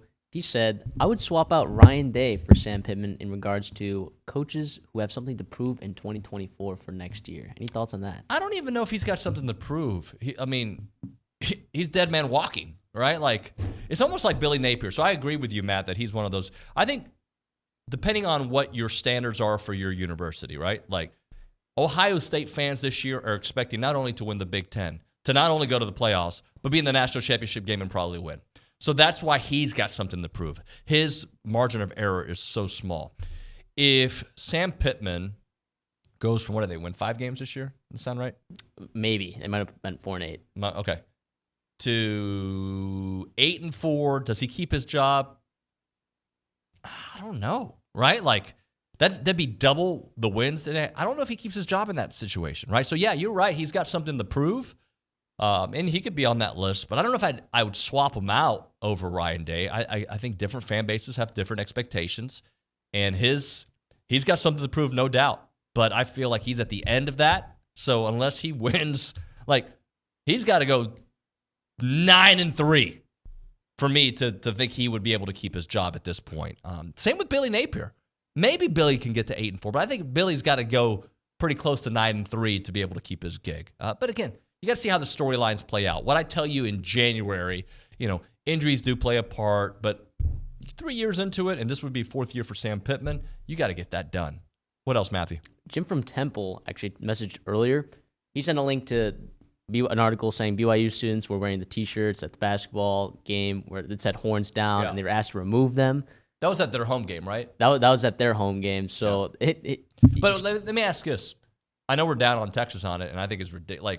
It's like when people type the word Aggie the wrong way. Like, I don't like it, but if I complain about it, they're gonna do it more. Stop complaining, and it moves. You know what I'm saying? Like, they do it because they know it bugs you. So whatever, move on. But I don't. I'm just wondering if BYU was just trying to be classy about it. And I'm not saying it's classy to not have it on, but I'm wondering or were they told by Texas to have them take it off, or the Big 12 is trying to take care of Texas? I'm not sure. I think the question that a lot of people are really trying to ask is, who are they protecting? Right. Who are they protecting with this? I don't know if it's protecting anybody. It's just stupid. Let fans be fans. If it doesn't have a curse word in it, if it's not affecting the viewing of the fans around, then let them have a freaking shirt. Doesn't bother. You should be embarrassed if it bothers you enough to complain about it. You should be embarrassed that you have to have someone come to your defense. My response would be let them wear it. Hopefully we go out there and beat that, what. More of that. We'll talk to Billy when we come back. Right now, a moment for Caldwell Country Chevrolet. Highway 21 in Caldwell, online, caldwellcountrychevrolet.com. That's where you can look for the selection of vehicles that they have there at Caldwell Country Chevrolet. Great service there. It's top notch. Great vehicles, and just the entire experience is going to be above and beyond what you're used to, right? I've bought a vehicle from there. Billy has, Bronny has, a lot of us have. R.C. Slocum only buys from there. It's a place that people go in the Brazos Valley to get great customer service, great pricing, and great vehicles. Proud supporter of Aggie Athletics. And also, they have complimentary pickup for delivery and service customers out there. You want to go check them out. They are the place to get you the right deal for the right vehicle at the right time in your life. We're talking about a 15-minute drive, Bryan to Caldwell, the edge of Bryan to the beginnings of Caldwell. Short conversation away, but you'll see the difference when you step on the lot and do business with the good people there at Caldwell Country Chevrolet. Highway 21 in Caldwell, online, caldwellcountrychevrolet.com.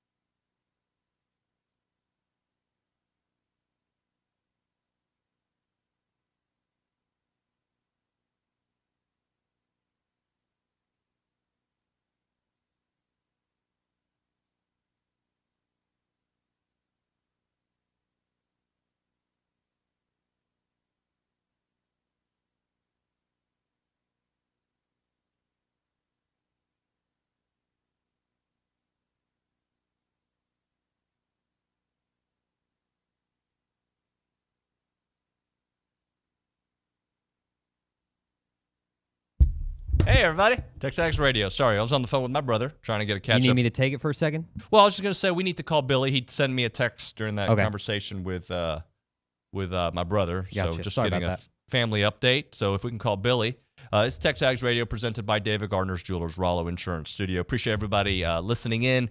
This AM, I really am intrigued. Not intrigued. What's the right word? Fascinated is not the right word. I am flabbergasted and intrigued. And Matthew, help me out with this A&M basketball team's potential. Because Calvin said it right. More often than not, especially in SEC play, they have not even come close to being the team that we think they are. But there were flashes, and when I say flashes, the LSU game on the road, not the home game, the LSU game on the road, right? And the Kentucky game, obviously.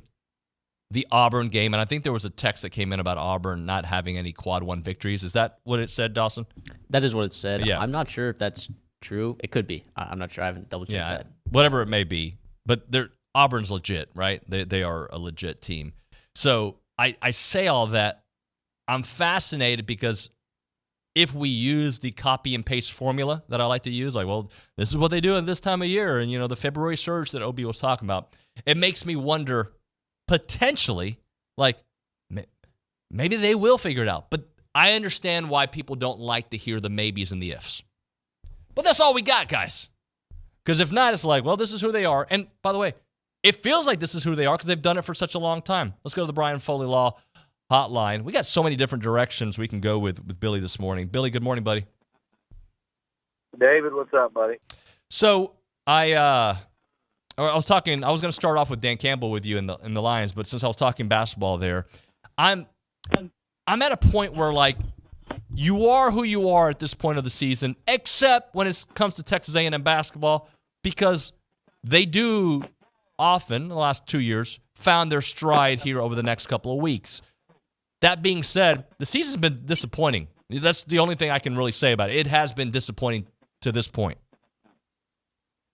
I mean, I think no question. I mean, there's been some really nice individual moments. They've got some quality wins. Obviously, the Kentucky one was the biggest.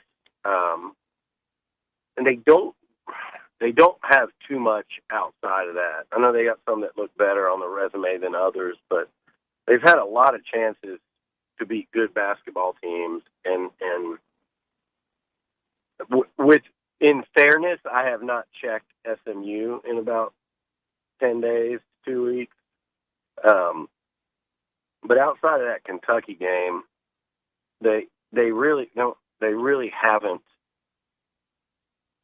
There've been a lot of chances to win meaningful games, and they haven't. When you look at U of H, you look at Memphis, you look at Florida Atlantic, you look at Virginia on the road, and you look at Ole Miss, now 17-3. They came in here at 16-3, and you had a real chance to beat them. And then you're starting to combine damaging losses like LSU at home, Arkansas on the road. Auburn was a chance of a massive win over there on the road. So, and I know Auburn's really good, but Alabama beat them. Mississippi State just beat them. I know both of those were away from Auburn, but still, like, it's a lot of chances. You've only capitalized once or twice, and that's not enough. And it's certainly not up to expectation. I know this team has been dealt a pretty tough hand in terms of, first off, Marble missing the whole season, essentially, and that's what it's looking like, and then the injuries within the season. It's a tough hand, but at the end of the day, just what is the record? What is the resume? It's not at all what we expected. With that said, yeah, I mean, we know better than to write this team off. And you can sit there and tell me what about them looks like they could go on another similar run. What have you seen to tell you that? My answer would be, outside of Wade Taylor and the way they attack the glass, not much. The way they fight, certainly. And that's what's got them there the last 2 years. for the runs they've had. So that's why you don't write them off. It is. Because both of those other seasons, you couldn't have told me going into SEC play last year with the way they had been playing and losing to Wofford and no real non-conference resume to speak of. You couldn't have sat there and explained to me why they were going to go 15-3 in the league and make that postseason tournament run, win as many SEC games as they did. 2 years ago, you couldn't have told me. I heard you earlier. When they lost 8 in a row, you'd have been hard-pressed to tell me they were going to win 2 or 3 more games all year. But they did it. So Buzz has a way of figuring it out. His players do not quit on him. That was it. I mean, obviously they haven't quit. They're playing their hearts out. That's what gives you the hope. And you still have one of the most dangerous offensive weapons in the country. So those are the things that give you hope. But yeah, like right now, they've lost 2 conference home games. They've lost to 2 SEC teams that aren't going to make the tournament. I guess on the flip side, you look and you go, they're one defensive stop against Arkansas, and they're one, I mean, take your pick, they're one something. One defensive stop, they're one possession, let's just call it, away from being, what's their record right now in conference, 3-4? They're 2 defensive possessions away, basically, of being 5-2 in the conference. And I'm not saying that's who they are, because it's not. They went to overtime with Kentucky, or they could be 2-5 right now. But the reality is they're that close with all their flaws, all their things, from being 5-2 in the league. And look, when we say that about football, if you said that about football this past season, which at some point along the way we probably did, because you had the Bama loss and then the Tennessee, and you're going, man, if they would just. But the 2 previous years, they were 8-4 and 5-7 and unranked. So it hits a little different when the 2 previous years of A&M basketball, they closed out the way they did. And that's why you don't sit there and write the epitaph just yet on this basketball team, because you know better. But there are real concerns, in my opinion. I think, and it's not my opinion, factually, you look at the hole they've dug themselves and what's left on the schedule, and there are real concerns, because you've got some really tough games left as teams like South Carolina, Georgia, and Mississippi State and Ole Miss ascend. I mean, that's 4 games right there, David, especially considering 2 are at home, Georgia on the road, and Ole Miss, that, like, before the year, you're sitting there going, man, A&M ought to have a real good chance to win those type games, plus Missouri on the road, Arkansas. You can start looking at that schedule and tallying wins, or should be wins, or whatever you can do as a fan or a media member. You look at those games now and you go, for this team, those are really, really, really tough basketball games. And that doesn't mention, like, the 2 against Tennessee, going on the road to Alabama, this Florida next Saturday. Like, that's a must-win now. You cannot lose these next 2 games, either one of them. You can't. So they're in the danger zone. There's no question about it. They're in the danger zone of missing the tournament with a team that, at one point was creeping on the door of the top 10. Billy, I want to throw in one other thing of why I have potential optimism. I have optimism because of what they've done, but the other reason is Buzz's teams are all about consistency and lineup and trusting each other, and they have not had consistency when it comes to the roster this year. With Boots being out at times, Henry being out at times, like they just haven't had it. They need that consistency for them to be able to do the kind of basketball that they like to do. There's no doubt. And there's a reason, and he's tried to adjust that, and he's looked at it, and there's a reason why they really start to gel and come together and play their best ball later in the season. There's a real ramp-up process, and I think he's clearly, in this year, the answer was, hey, we're going to schedule tougher earlier. That was also, so they didn't have to deal with the resume thing. But there's a ramp-up process to his process, for lack of a better, kind of like Austin Powers there. Allow myself to introduce myself. But there's a ramp-up process to his process. And that's when they're healthy. That's when they're healthy all year. And, this makes it a lot worse, but, a lot more difficult. So does this thing gel later in the season this time? Well, that unfortunately, they don't have the luxury of doing that.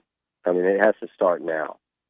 And look, there is a lot of things they're doing wrong, to lose games late. I mean, they offensively just shut down. I looked up at one point, and I said, they got to get, I think it was 60 to 53 or whatever it was. Maybe it was 60 to 55 at that point, whatever it was. And I said, they got to score 3 more baskets. It's like under 4 minutes. They've got to get 3 more baskets. 66 points probably won't win it, but that plus the free throws, 3 more baskets, they win this game. And they basically scored none. I think they scored 1 when Wade hit that 3 there. Up until that, otherwise they had 1 basket instead of 3 in the final 4 minutes, right? And it's just in no world is that enough, And then also they didn't get I don't think they got a single defensive stop. So it was on both ends of the floor where Ole Miss just took over the game late. But they're not playing bad basketball. You go back to that Auburn game. So ever since that, I thought the LSU game, they just stunk. And Missouri, they weren't good. But, you're looking Kentucky, you mentioned at Auburn, this Ole Miss game, the win at LSU. They weren't great against Missouri, but they won the game. They're playing much better basketball of late. They're just, you better have the wins to show for them in this conference because every game's going to be close. So I do think they're getting, I'm not saying they're getting, there's a chance for them to hit some kind of stride of consistent good basketball. It's tough to see when you're dropping games, but you're looking at it and you're going, look, since that LSU loss, they played a brutal first 10 minutes in Arkansas. And I'm not saying that's it because that Missouri game was a rock fight, but they just played down to their competition and won a game. They won the game. I don't know how often they trailed in that one after the first few minutes. But other than that Arkansas first half or first 10 minutes or so, they're playing basketball that can win. But unfortunately, this team has a lot of shortcomings right now that are going to cost them even more games in the future. And not the least of which is their inability to score for long stretches. That's brutal. It's been consistent. I feel like it's been consistent through a large chunk of A&M's modern basketball history, the successful history of it. I'm not talking about the bad teams. I'm talking about even the good. When you talk about Gillespie style, Turgeon style, Kennedy had some real up and down teams, those good ones, but then there were some bad teams there, that BK had, and under Buzz. I feel like that's been a consistent conversation we've had, or kind of long scoring droughts. We wish we'd see more. And right now, this team, you look outside of Wade and you go, gosh, you got guys that aren't shooting and aren't putting the ball in the basket for, like I said, long stretches. And thank God for 4, and thank God for guys like Garcia and Washington, the way they rebound, and Henry, they can clean up the glass, and that's what's keeping them afloat. But I think that, and then those free throws, I mean, it is, I don't even know the word for it, David. Frustrating isn't it? I mean, it is it's killing them. It's killed them in several losses. And the only guy that goes to the line that you just feel great about is Wade. And I kind of do about Andy as well, but it's not much. Guys are going to the line that should be, your shooters are missing free throws, and that's a problem. It killed them. Billy, let's drop it right there, bud. And again, they should have won. We got to hit it right there. We'll come back with Billy Liucci in studio next on TexAgs.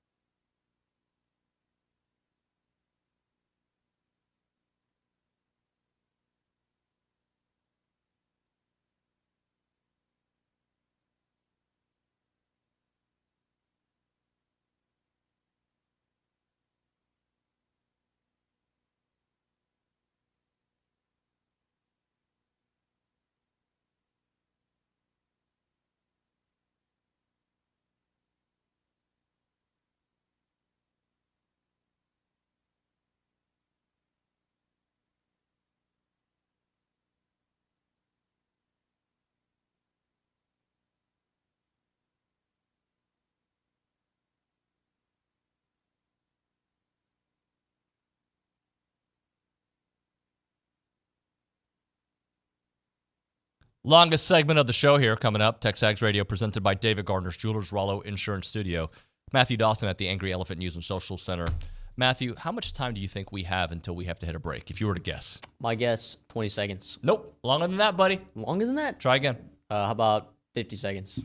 From this exact moment, you have 1 minute and 28 secones. So, right. Do you have a text message to get into as we waste time before Billy gets into the studio for the next segment?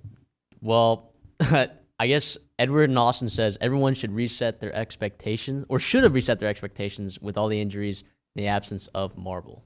Hey, I got an awesome text that just came in. As of January 28th, Aggies are 45 in net, 45 in KenPom. 8 quad 1 games is tied for the 7th most in the nation.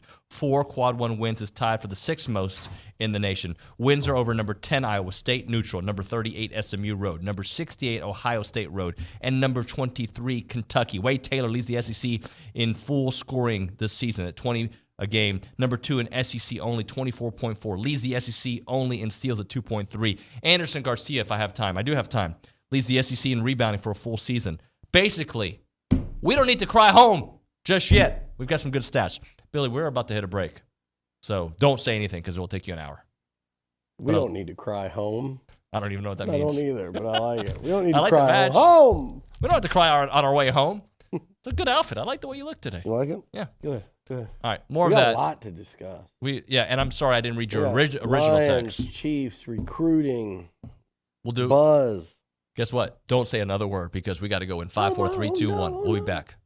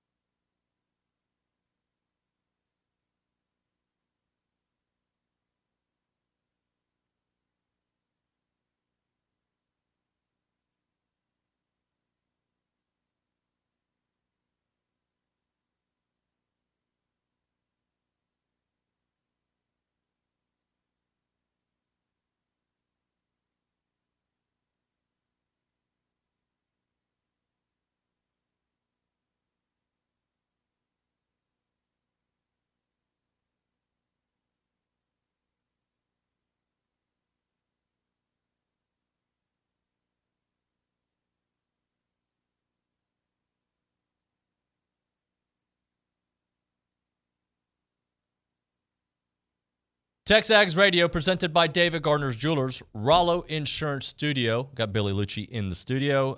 We had a fake segment a moment ago. Billy, do you want to start recruiting or do you want to start Detroit Lions as we wait for a potential guest here in a few minutes? Well, let's make sure. Here's the deal. I heard buzz after the game, and he was taking Monday off. Okay. The team's off. I think he's taking off. Is he going to be on? No, it's on the schedule. So yeah. So if he calls, we'll keep talking. He's calling right now. Actually, okay. I feel the phone ringing. There you go. So we will talk about that because, again, I have patience because I've seen what this team can do. Yeah. And by the way, the level that Wade is playing at, it's ridiculous. It's really fun to watch. That's for damn sure. It's been fun to watch him. He gives you a chance in every game. And like I said, him, defense, Hart, how hard the team plays, and how they attack the glass, they're going to have a chance in every game. And you look at the games they're losing, obviously they had a chance at the very end. Yep. Arkansas, Ole Miss. They finish those out, our conversation's totally different. So, again, this is not struggling football team the last couple of years that you're just trying to shoehorn and force the hope in. You have tangible examples of how they can turn this thing around, even on the court Saturday night. Ole Miss is 17-3. You watch them and those athletes they got and that size they have, that's a well-constructed through the portal basketball team. And A&M had them, they really had them beat, and they let it get away. Let's go to the Brian Foley Law Hotline. We are joined by Buzz Williams here on TexAgs Radio. Buzz, good morning. Good morning. Buzz, thanks for coming on, by the way, on your off day. I heard you after the game. Yes, sir. I didn't know if we were going to have you Yes, today. Sir. I guess you missed me Yes, with sir. the last two football weekends of mine. You didn't watch Coach play yesterday? I couldn't make it out there. I mean, I know you watched him, but you didn't make it physically. My last two weekends caught up to me. So I was able to watch. I was at Reed Arena Saturday, and I was literally on the fence to fly out Sunday morning and didn't. But I do have a question for you about a game like that. When you're watching a game and I know you got a little different interest level in Dan because of his background, and I know you're a football fan. I don't know if you watched last night NFL and then, after the weekend, or if you just detached, but when you see a game like that and you're watching it as a coach, how much are you analyzing / feeling for coaches, in these just massive decision moments? It must be a different style of watching. I'll put it that way. Yeah, Yes, sir. I would say it's a different style of watching than the typical fan or follower, whatever the words are. I think coaches probably look at things differently for a variety of reasons. Sometimes they understand more. Maybe sometimes you could say that they understand less. But yeah, I saw most of that last night just because of what our schedule is today, and I was cheering for Coach, just like as you know, and man, I hate for how it all went down in the second half. Yeah. Buzz, can we talk a little bit about consistency in the lineup and how important it is for you all? You've had guys in and out, and the way you build your team. And I don't know if there's a template or not, but I know that having the same guys in there, knowing their roles, and having them consistently do what they do is a huge part of how you build a team. Yeah, and some of those things are based on who they are, their skill set, how hard they work, the consistency in which they work, how well they play together. And we've, over our time here, it has been pretty consistent. It hasn't been very consistent this year, probably as inconsistent as it has been, period. And a lot of that is just because of the injuries and the things that we can't control. I think Henry is close to 100% now. The last two games, I started solo. I could have started solo on Saturday against Ole Miss, but we had won 2 in a row for the first time in SEC play, and so I didn't. So we've been trying to find some consistency, not just in the starters, but just having everybody on the team together. We had everybody on Saturday, and they beat us. And so we started Jace those last two games. I thought Jace had more defensive rebounds and more offensive rebounds than anybody on our team. So he played more minutes on Saturday than he has all year. But what he was doing on the glass gave us a chance. Talking to Buzz Williams here on TexAgs Radio, what do you think is happening offensively? I think you shot a better percentage this past game, but it seems like in late in games, especially on the half-court set, there have been some issues. Yeah, I think we were fine offensively, to be honest. You can always look at different things in a one-possession game. The first thing is we're going to play in a lot of one-possession games, two-possession games. We beat Kentucky, it's a two-possession game. We beat Missouri, it's a two-possession game. We lose at Arkansas, it's a one-possession. We lose on Saturday, it's a one-possession. So the first thing is there's probably not going to be only one category. There's going to be several different categories you can point to in a one-possession game. Health being one of them. We want to be healthy. We want to be healthy. We want to play our best guys as much as we can, as often as we can. We do need to make a higher percentage of shots. Our offense is ranked 30th in the country. A lot of that is because we offensive rebound. We don't turn the ball over because we shoot the ball so well. We get fouled at a high rate. We don't turn it over, and we offensive rebound. We got fouled at a high rate on Saturday. We just didn't make a high percentage of them. So we missed 10 free throws. That's hard to do in a one-possession game. We're up 9 with 3 minutes and 13 seconds to go in the first half and go into the locker room down 2. We come out of the locker room and they shoot 100% through the first ATO. So with 3:13 left to go in the first half, Texas A&M's winning by 9. With 15:58 to go in the second half, Texas A&M is losing by 11. That's a 20-point swing. Ooh. That's a lot in an 8-minute span. Well, the next 12 minutes, we played really good. We had 4 turkeys, and we went from down 11 to up 7. And, you can always, there's going to be runs. Basketball's a make-miss game, all the things that you hear people say. With 3:55 left to go in the game, we're up 7. Last ATO, they're going to the line to make 2 free throws. They make them both. It's our ball. We're up 5, 3 minutes and 55 seconds. It's our ball. Let's close it down, and we never got to stop the rest of the way. So do we want to shoot the ball better? Yes, sir, we do. Do we need to try to work to shoot the ball better? Yes, sir, we do. We're going to work on offense both double days tomorrow. Do we need to make free throws? Yes, sir, we do. We shoot 100 and make 100 free throws every single day. Everybody in the program, everybody has to text me the number. There's a free throw legal pad chart in my office where I keep up with everybody's number every day. Yes, it helps when the ball goes through the basket. But if you're up 9 with 3:13 to play and coming out of the first ATO of the second half, you're down 11, yes, you can make some shots and that'll help, but you can also get some stops and that'll help. And if you're up 3:55 to go to win the game at home, both teams 3-3, going into your bye week, you're up 7. They're about to shoot 2 free throws. They're going to make them. You're going to be up 5 with 3:55 to play. Have to get a stop. Yeah. We talk about, you want to get a turkey. If you get a turkey, you win. We did not get a stop. That was the reverse not turkey. To pile it on. Yeah, well, we had 6 turkeys at that moment in time throughout the game. We had 6. We did not get one the last 4 minutes. Not only did we not get one, they scored every possession they had the ball. Mm-hmm. So, yes, offensively we need to get better, but I would not point to that being our issue on Saturday, other than the free throws.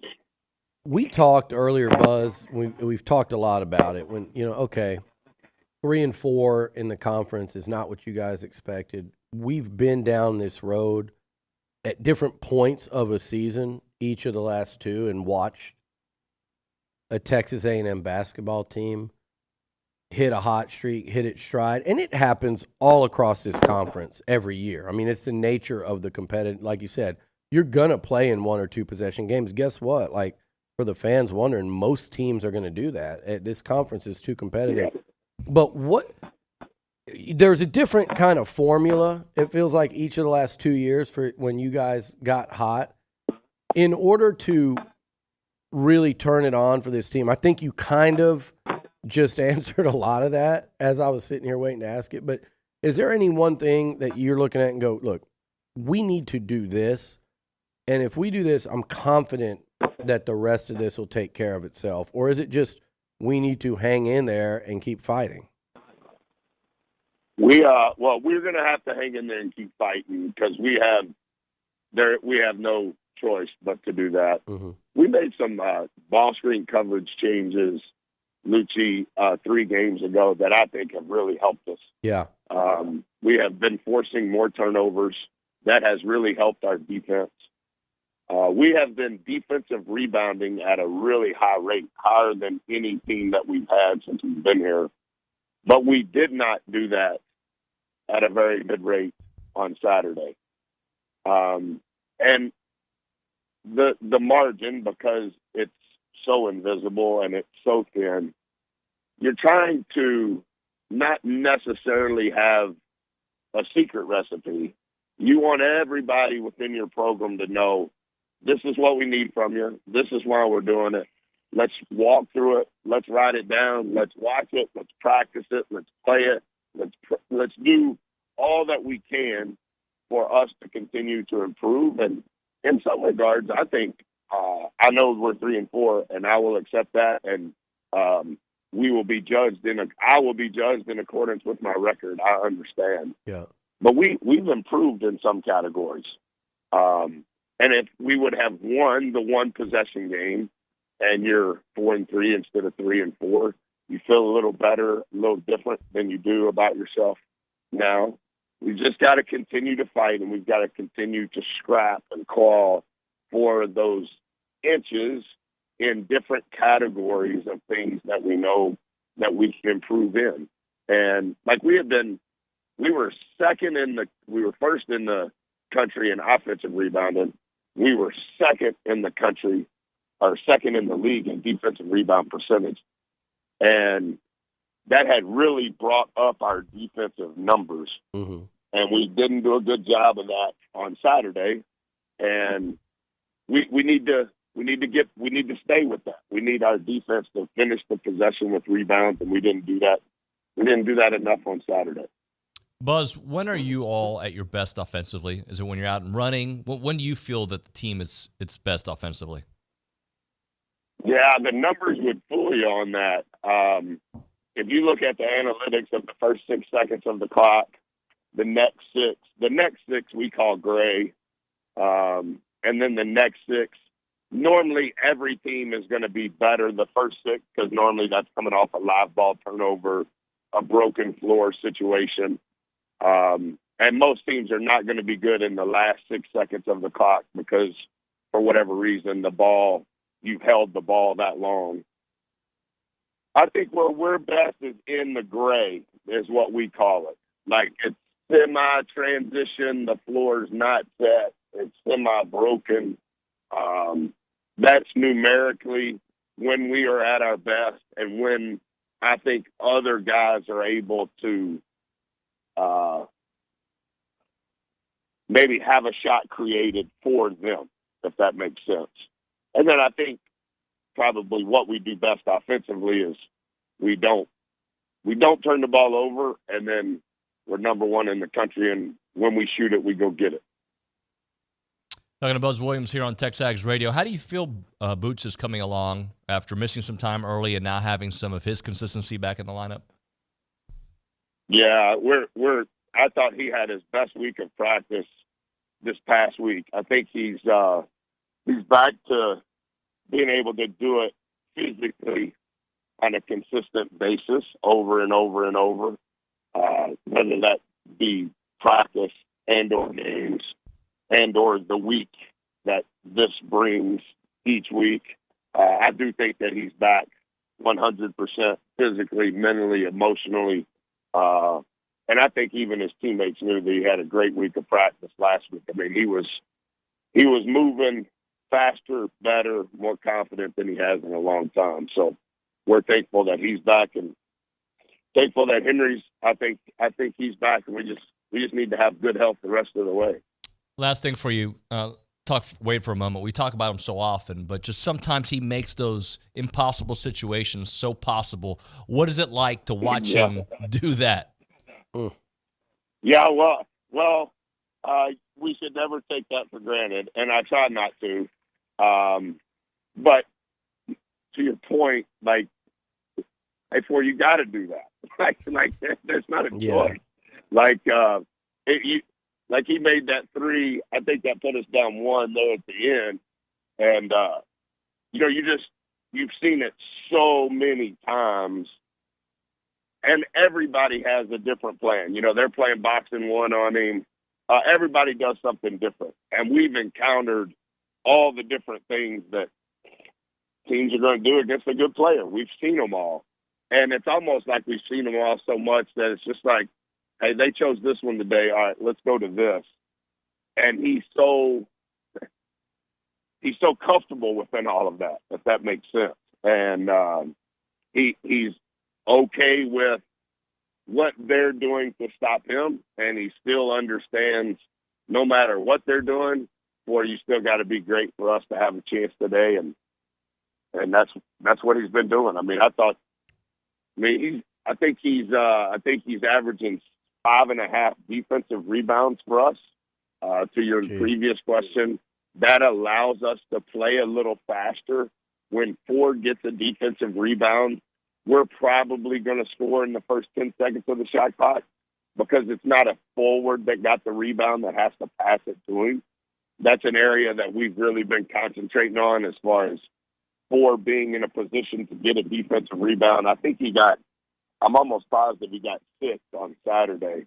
Okay, well, if it's a 65-possession game and 6 times live ball, Ford gets the defensive rebound, and he's initiating us in transition, okay, well, our offense is going to be a little quicker then, and the floor is going to be a little more broken then because the shortest guy in the gym just got the defensive rebound. So, he makes things that seem incredibly hard look easy, and he spends a lot of time in the gym working on his craft. And so some of the things that if you don't see him, you're wondering how he could do it. A lot of times it's because he practices those things. Buzz, in closing, you talked about not make, we got to be careful probably as fans and everyone watching this to not take what Wade does for granted because it's so incredible. He makes you kind of expect the incredible. But the guy that I'm watching every time you guys take the floor that I'm just blown away by, and he never ceases to amaze me, is Andy. I felt like from day one, I told you a year ago, I think we talked, I said, I love Dexter Dennis and Garcia after like the first week or 2 of the season. But what he's become, am I wrong in saying in terms of like, he's one of the better basketball players, I feel like, in the SEC. Just college basketball player. I don't care what the numbers say or what, and some of them are really impressive. But you watch him play, his impact on the game, is it as great as what I feel like I'm seeing? I feel like he's a game changer on the court. He really is. You're 1,000% right. And I mentioned this in post-game, I think last game or the game before. Like I just told Andy 8 or 10 days ago, I was like, man, I'm so thankful you're here. And I appreciate who you are, and I appreciate what you're doing. He is a beautiful soul as a human being. English is not his first language. So you have to be, at times, not all the time, but at times you have to be a little slower when you're talking to him to make sure that he understands what you're saying. But I'm sure Texas A&M has had Player of the Year, preseason Player of the Year before. Maybe they have, maybe they haven't. I don't remember in the SEC, not in the SEC. I'm sure it's happened. It hasn't happened often, would be my guess. And so we do need to be very we need to enjoy these times with Ford here. Yep. And I feel the exact same way. I felt that way about Dexter, but there was a finite time that he was going to be with us. But the impact that he made on our team, it was invaluable. And in some respects, he was not the best prospect, but he was the most valuable prospect on our team in regards to what he did. And I think Andy's the same. You know, he leads the nation in offensive rebounding. He leads the SEC in rebounding. But he does a lot of things without the ball that are not rebounding that helps us. Mm-hmm. And he does a lot of things when he has the ball that he's really comfortable with the ball, but most of the time he has to go get the ball on his own off the glass. But when he has it within what we're doing offensively, 90% of the time he makes really good decisions. And as difficult as it is for me to take 4 off the floor, I feel the exact same way about Andy. And Andy has a presence on both ends. He's helping us not only offensively, he's helping us defensively. And I didn't think that he was great on Saturday, but similar to what I said about Ford draws so much attention from the opponent that you never know how they're going to defend him. A lot of that is happening with Andy, too. It's not happening with Andy prior to the rise of the shot, but it's happening with Andy when we shoot the ball. Yeah. And that's a benefit for us. That allows Jace to be better. That allows Henry and Solo and H. That allows those guys to do some things because of the attention that Andy is drawing. But I feel the exact same way that you do, and your words are spot on in my opinion. I think he's a very special person who is also an extraordinarily rare player. And while he's here, we need to make sure we enjoy him. Buzz, we appreciate it, sir. Thank you very much. Yes, sir. Thank you. you. Guys have a good day. Thank you. You too. See you. Buzz Williams on the Brian Foley Law Hotline. We'll hit a break. We'll come back with a lot more. Right now, we're talking Ascend Concrete Lifting and Support, 979-933-8527. Don't replace it. Just lift it. They're locally Aggie-owned and operated, a concrete lifting and support company that provides an easy, clean service at half the price of replacement. They're problem solvers when it comes to most concrete issues. So, again, driveways that are jacked, patios that are jacked, your business got concrete around there that is jacked. We can use another term. It's not the way it should be. It's maybe an eyesore. Maybe you trip on it. You have older folks at home. You have kids that try to play basketball in the driveway, and you're thinking about replacing that driveway. You don't have to do that, guys. You could just lift it, right, at a fraction of the cost. You know, when you replace a driveway, we're talking 10 to 15 grand. When we're talking about replacing it, you're going to do it at a fraction. Lifting it, you're going to do it at a fraction of the cost. 979-933-8527. So they can take care of your house. Absolutely. They can take care of roads and highways. They can take care of commercial factory floors. You name it. They are the best when it comes to doing it. Brian Dickerson is a good old Aggie. He'll provide an honest opinion regarding your residence or wherever your situation is, and he will take great care of you. Fraction of the cost of replacement, free estimates, and you can find them on Facebook and on Instagram or call them up at 979-933-8527. Again, don't replace it, lift it with Ascend Concrete Lifting and Support. 979-933-8527.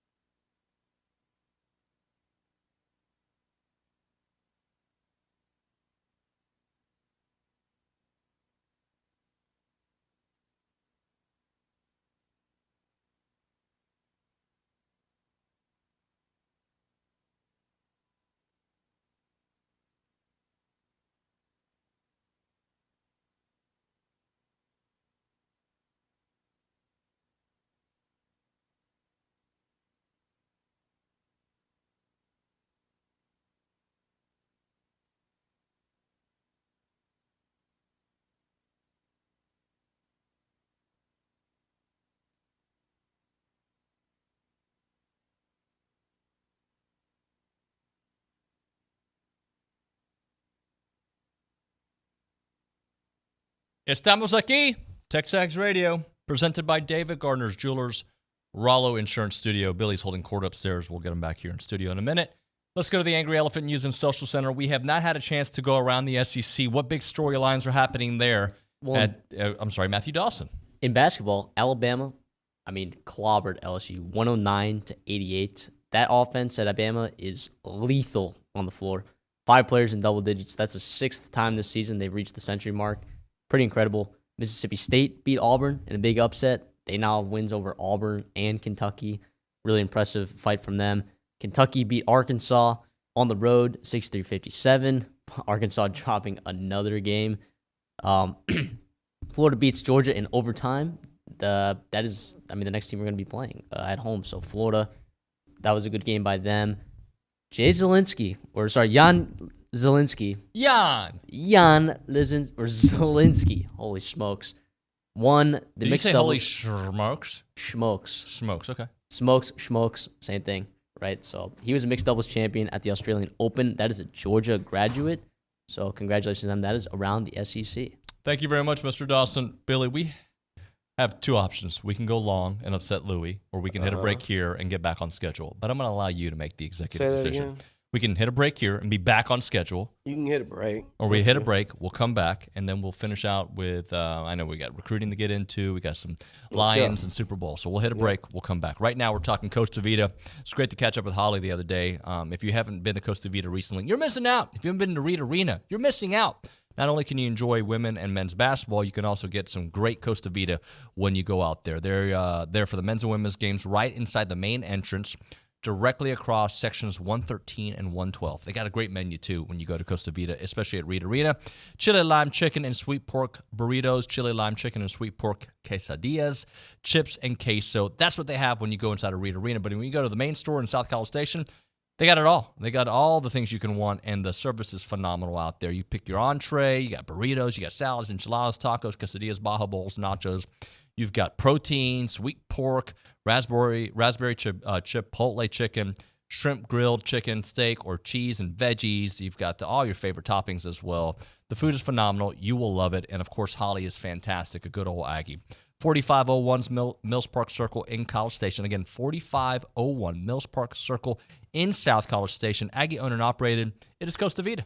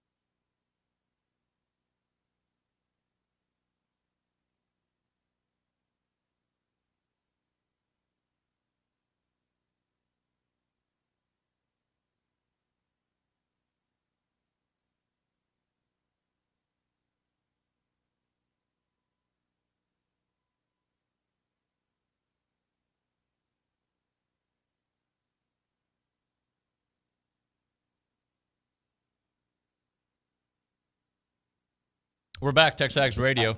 What happened? I'm laughing. I'm looking at one of these recruiting on 3, and I've seen a phrase I haven't heard yet in recruiting that I think we're now going to be forced to use more often than we know. Elko wing? No, that too. But Julian Sayin, however he says his name, the quarterback that signed with Alabama, who went to Ohio State. To go to Ohio State. He's, they're talking about his final rankings. He was a short-term signee at Alabama. We have now introduced the phrase short-term signee into the recruiting vernacular, and I could not hate it any more than I do. In fact, the thing. I don't even hate it because I don't give a with an S. I don't give a with an F. I really don't care at this point about things like short-term signees and but you have to follow and cover and enjoy recruiting because it is still, no matter what anyone says, it's the lifeblood of a college football program. Now, recruiting has changed. So there's an umbrella of recruiting that encompasses a lot more than just high school recruiting. So to me, portal recruiting that's recruiting. Guys aren't just walking over here to play. You have to recruit them. Your roster recruiting, as unfortunate and at times frustrating and annoying as that is, you have to do that. All of those things are methods of recruiting. And they're still the traditional high school recruiting. I might say we might have a separate bucket to put, where you include poaching as recruiting. Could you see and the this people being that are the different best departments? at poaching are the ones that are going to win, and nobody's going to criticize anymore. If you say anything about it, everyone just absolutely, dog piles. So you've got traditional recruiting, you've got portal recruiting, you've got recruiting your own roster, and you've got tampering recruiting. Could you see different departments like that, though? All right, you guys are going to focus. Yeah. Yeah. I think A&M is going to have that under Mike Elko. I mean, I think they're going to have their portal, roster management, and obviously high school. I mean, absolutely. And they are going to have separate, and they all kind of come together under the Like the NFL. Yeah, it really is. Big weekend. Not only people visiting, but people committing. Well, in particular, the 2 commitments. I mean, you went out and got, I think, 2 of the elite players in the state of Texas for 2025. And I really like the start that they're off to right now. I mean, look, Bronny and Howell have been high on, and when I watch him, I'm like, this dude's a real player. There he is right there, Dejon Petaway. Bronny's been talking about Jason for a long time. I think he's, first of all, it's Damian Sanford's brother. One of those guys that you had a great in with. So closing him out early is tremendous. I also know he's somebody, I've got a really strong feeling anyway, that the Texas A&M staff very early upon evaluating 25 felt like must have really a great fit with what we want to do defensively. And he's just a playmaker. And I think he's one of the top, he plays safety. I think he's one of the top cornerback prospects in the state of Texas. And to get a guy like that early on, and look, it is still a real position of need, especially when you went so heavy portal. Some of those guys will be here longer term, but a lot of them won't. And when you're talking about a 2025, some of them will be gone after this year.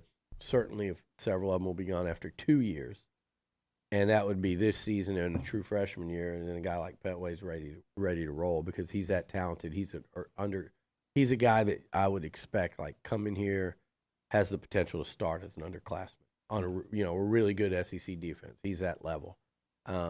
He makes plays in the passing game, run support. You see a real feel for the football, a real nose for the football, real feel for the game from him. And that's so important nowadays with DBs when it comes to just angles and making plays in space, sniffing things out, and range when the ball's in the air. He checks every one of those boxes to me.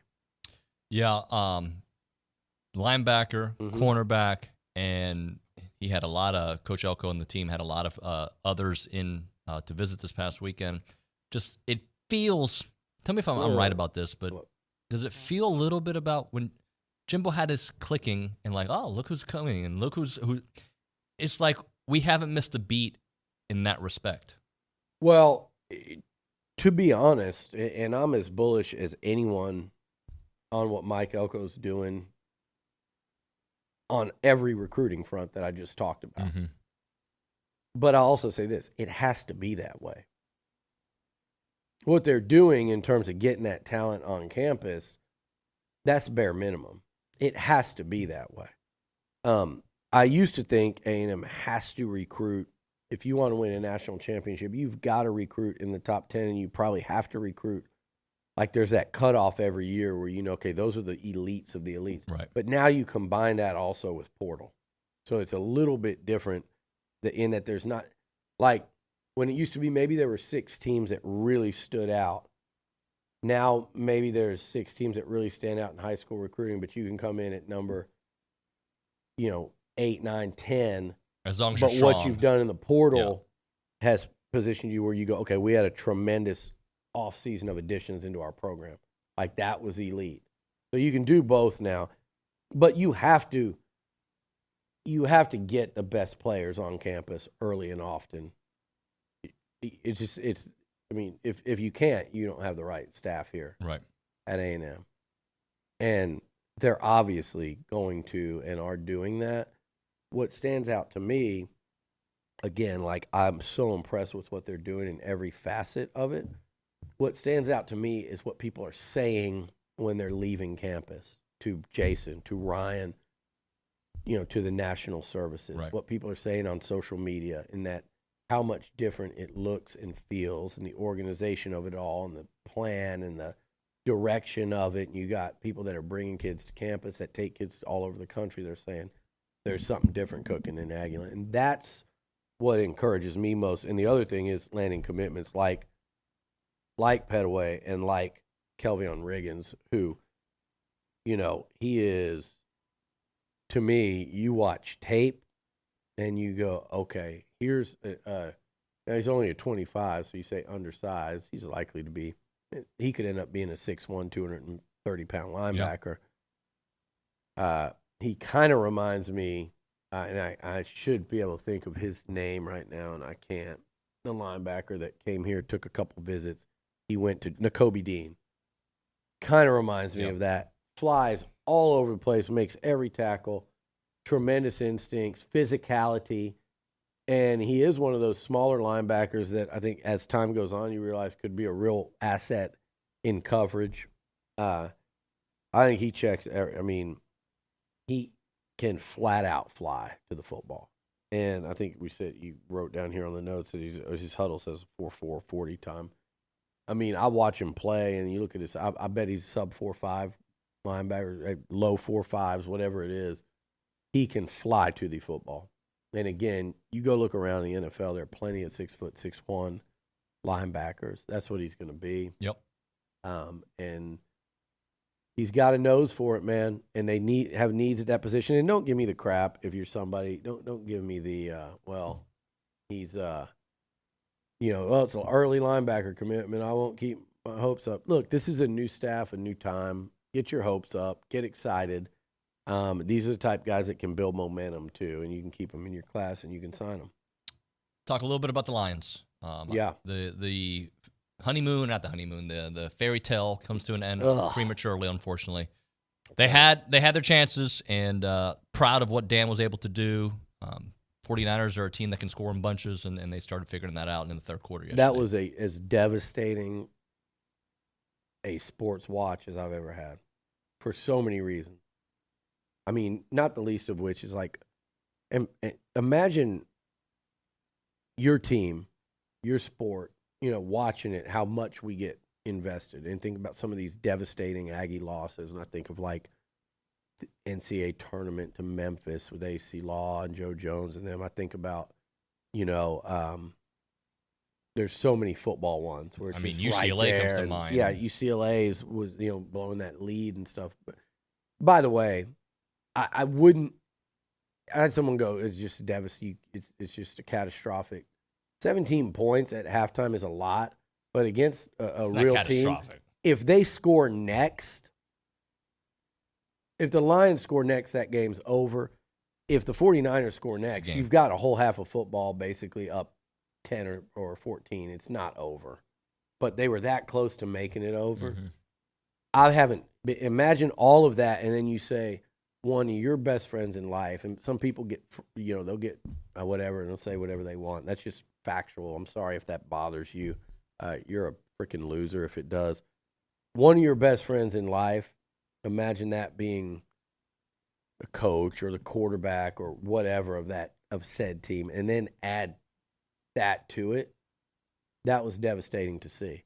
And then, and Dan was in the middle of it with the calls and stuff. Yeah. So it was just, for me as a sports fan, number one, never to be touched again. That he took the worst franchise probably in NFL history to within a quarter of a Super Bowl. A score. And a winnable Super Bowl. The way Dan said it yesterday, and he's right, like you don't know if you're going to get back. It only gets tougher. Mm-hmm. I mean, look at the Cowboys. They're sitting there rolling with Aikman and Emmett and Irvin, and they haven't been back in 30 years for all the money, all the stadium, the fans base, the support, like 30 years, man. Like, so you absolutely don't know if you're going to get back. Look at the Falcons, how close they were, 28-3. Now that's an insurmountable lead. But, man, everything came together. And it was. When I saw that ball bounce off of the Lions guy for an interception into Ayuk's hands to give him first and goal from like the one, that's when you're going, okay, man. And then the 2 plays later, the fumble, it just came completely unraveled, And I would think about what Slosh said the other day about walking the guy with the bases loaded to face another really good hitter, but walking the best hitter and getting the out. And what Buck Showalter told him, I sat there with Slosh a couple of years ago. We're watching Texas play in their regional, and they came up with bases loaded, and Melendez gets a hit, and he's like, I think I'd walk him. I said, bases loaded? He goes, I think I'd walk him with the bases loaded. I remember you said that. And the next guy was so good, I forget his name, their next hitter. He got the chance to walk him with the bases loaded with A&M with like a, 7-2 lead in Omaha. And they did. And he had the chance to. No, he didn't. In that game, he because didn't. In that moment, he felt differently, Yeah. and he pitched to him, and I forget who it was. Was it Micah Dallas or Polish, whoever it was? I wish I would remember because whoever it was deserves to be mentioned right here. But struck him out. Yeah. I think it was, but it might have been Willie Johnson. I don't remember, but they struck him out. Is my point, right? You don't have to look it up. Pay attention so we can converse. I'm sorry. All good. But they struck him out, and he went. But he thought I'd walk him, and walking him is a crazy decision. But then when the game was on the line, he said, "You know what? I'm going to pitch." So these decisions are so damn hard. I think with Dan, the one thing I'll say is he can't. If he changes the way he coaches, they'll never get back there. But you adapt and you learn from experience and you accept the fact that there are exceptions. And he did that right before halftime, and you could tell how bad he wanted to go for it, but it was very important, I thought, to go up. It was, what was the score at that time? 21-7 and 24-7 puts you up 3 scores. Later, and I can't wait to when it settles to have a long conversation with him and go through, like, I like doing that. I talked about it with Slosh. Talk about it with coaches away from it all and say, what was going through your head? So, I don't know. That kicker's, I would kick it, right? I would have kicked the second one. I don't think I kicked the first one. It's 4th and 2. That's what you do. If you get that first down, you're probably going to the Super Bowl. And maybe he saw that and said, look, my kicker is 75% from 40 to 50. We're on the road. Maybe that's 70% that he makes this. Maybe we make 60% of our 4th and 2s.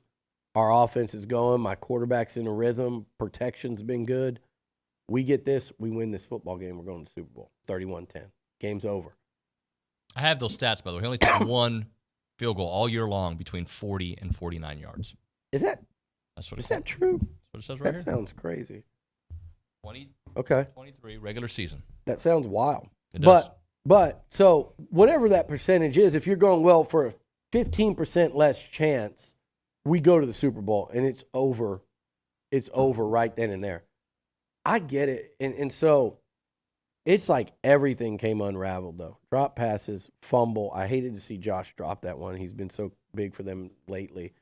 But my God, David, to get to that doorstep. But here's the thing I'll say. Somebody, I think it was Landry Locker, he was all over Dan, like they go shock jock down there, your boys in Houston. But I'm like, you can't be super excited about the Houston Texans and their future and not be, you should be, CJ Stroud, I'll do this, okay? What Dan's done in 3 years there, this football team, name me in the NFC who's going to be picked ahead of them next year. I mean, the Packers seem on the rise. 49ers. Where are the Lions? They shouldn't go anywhere. Yeah. They shouldn't go anywhere. They should only get better. They need to hang on to their OC, but I think they'll be back, and I don't think they're going anywhere under Dan because in the NFL, there aren't that many teams with true championship culture, and they did win a championship. They won the NFC Central.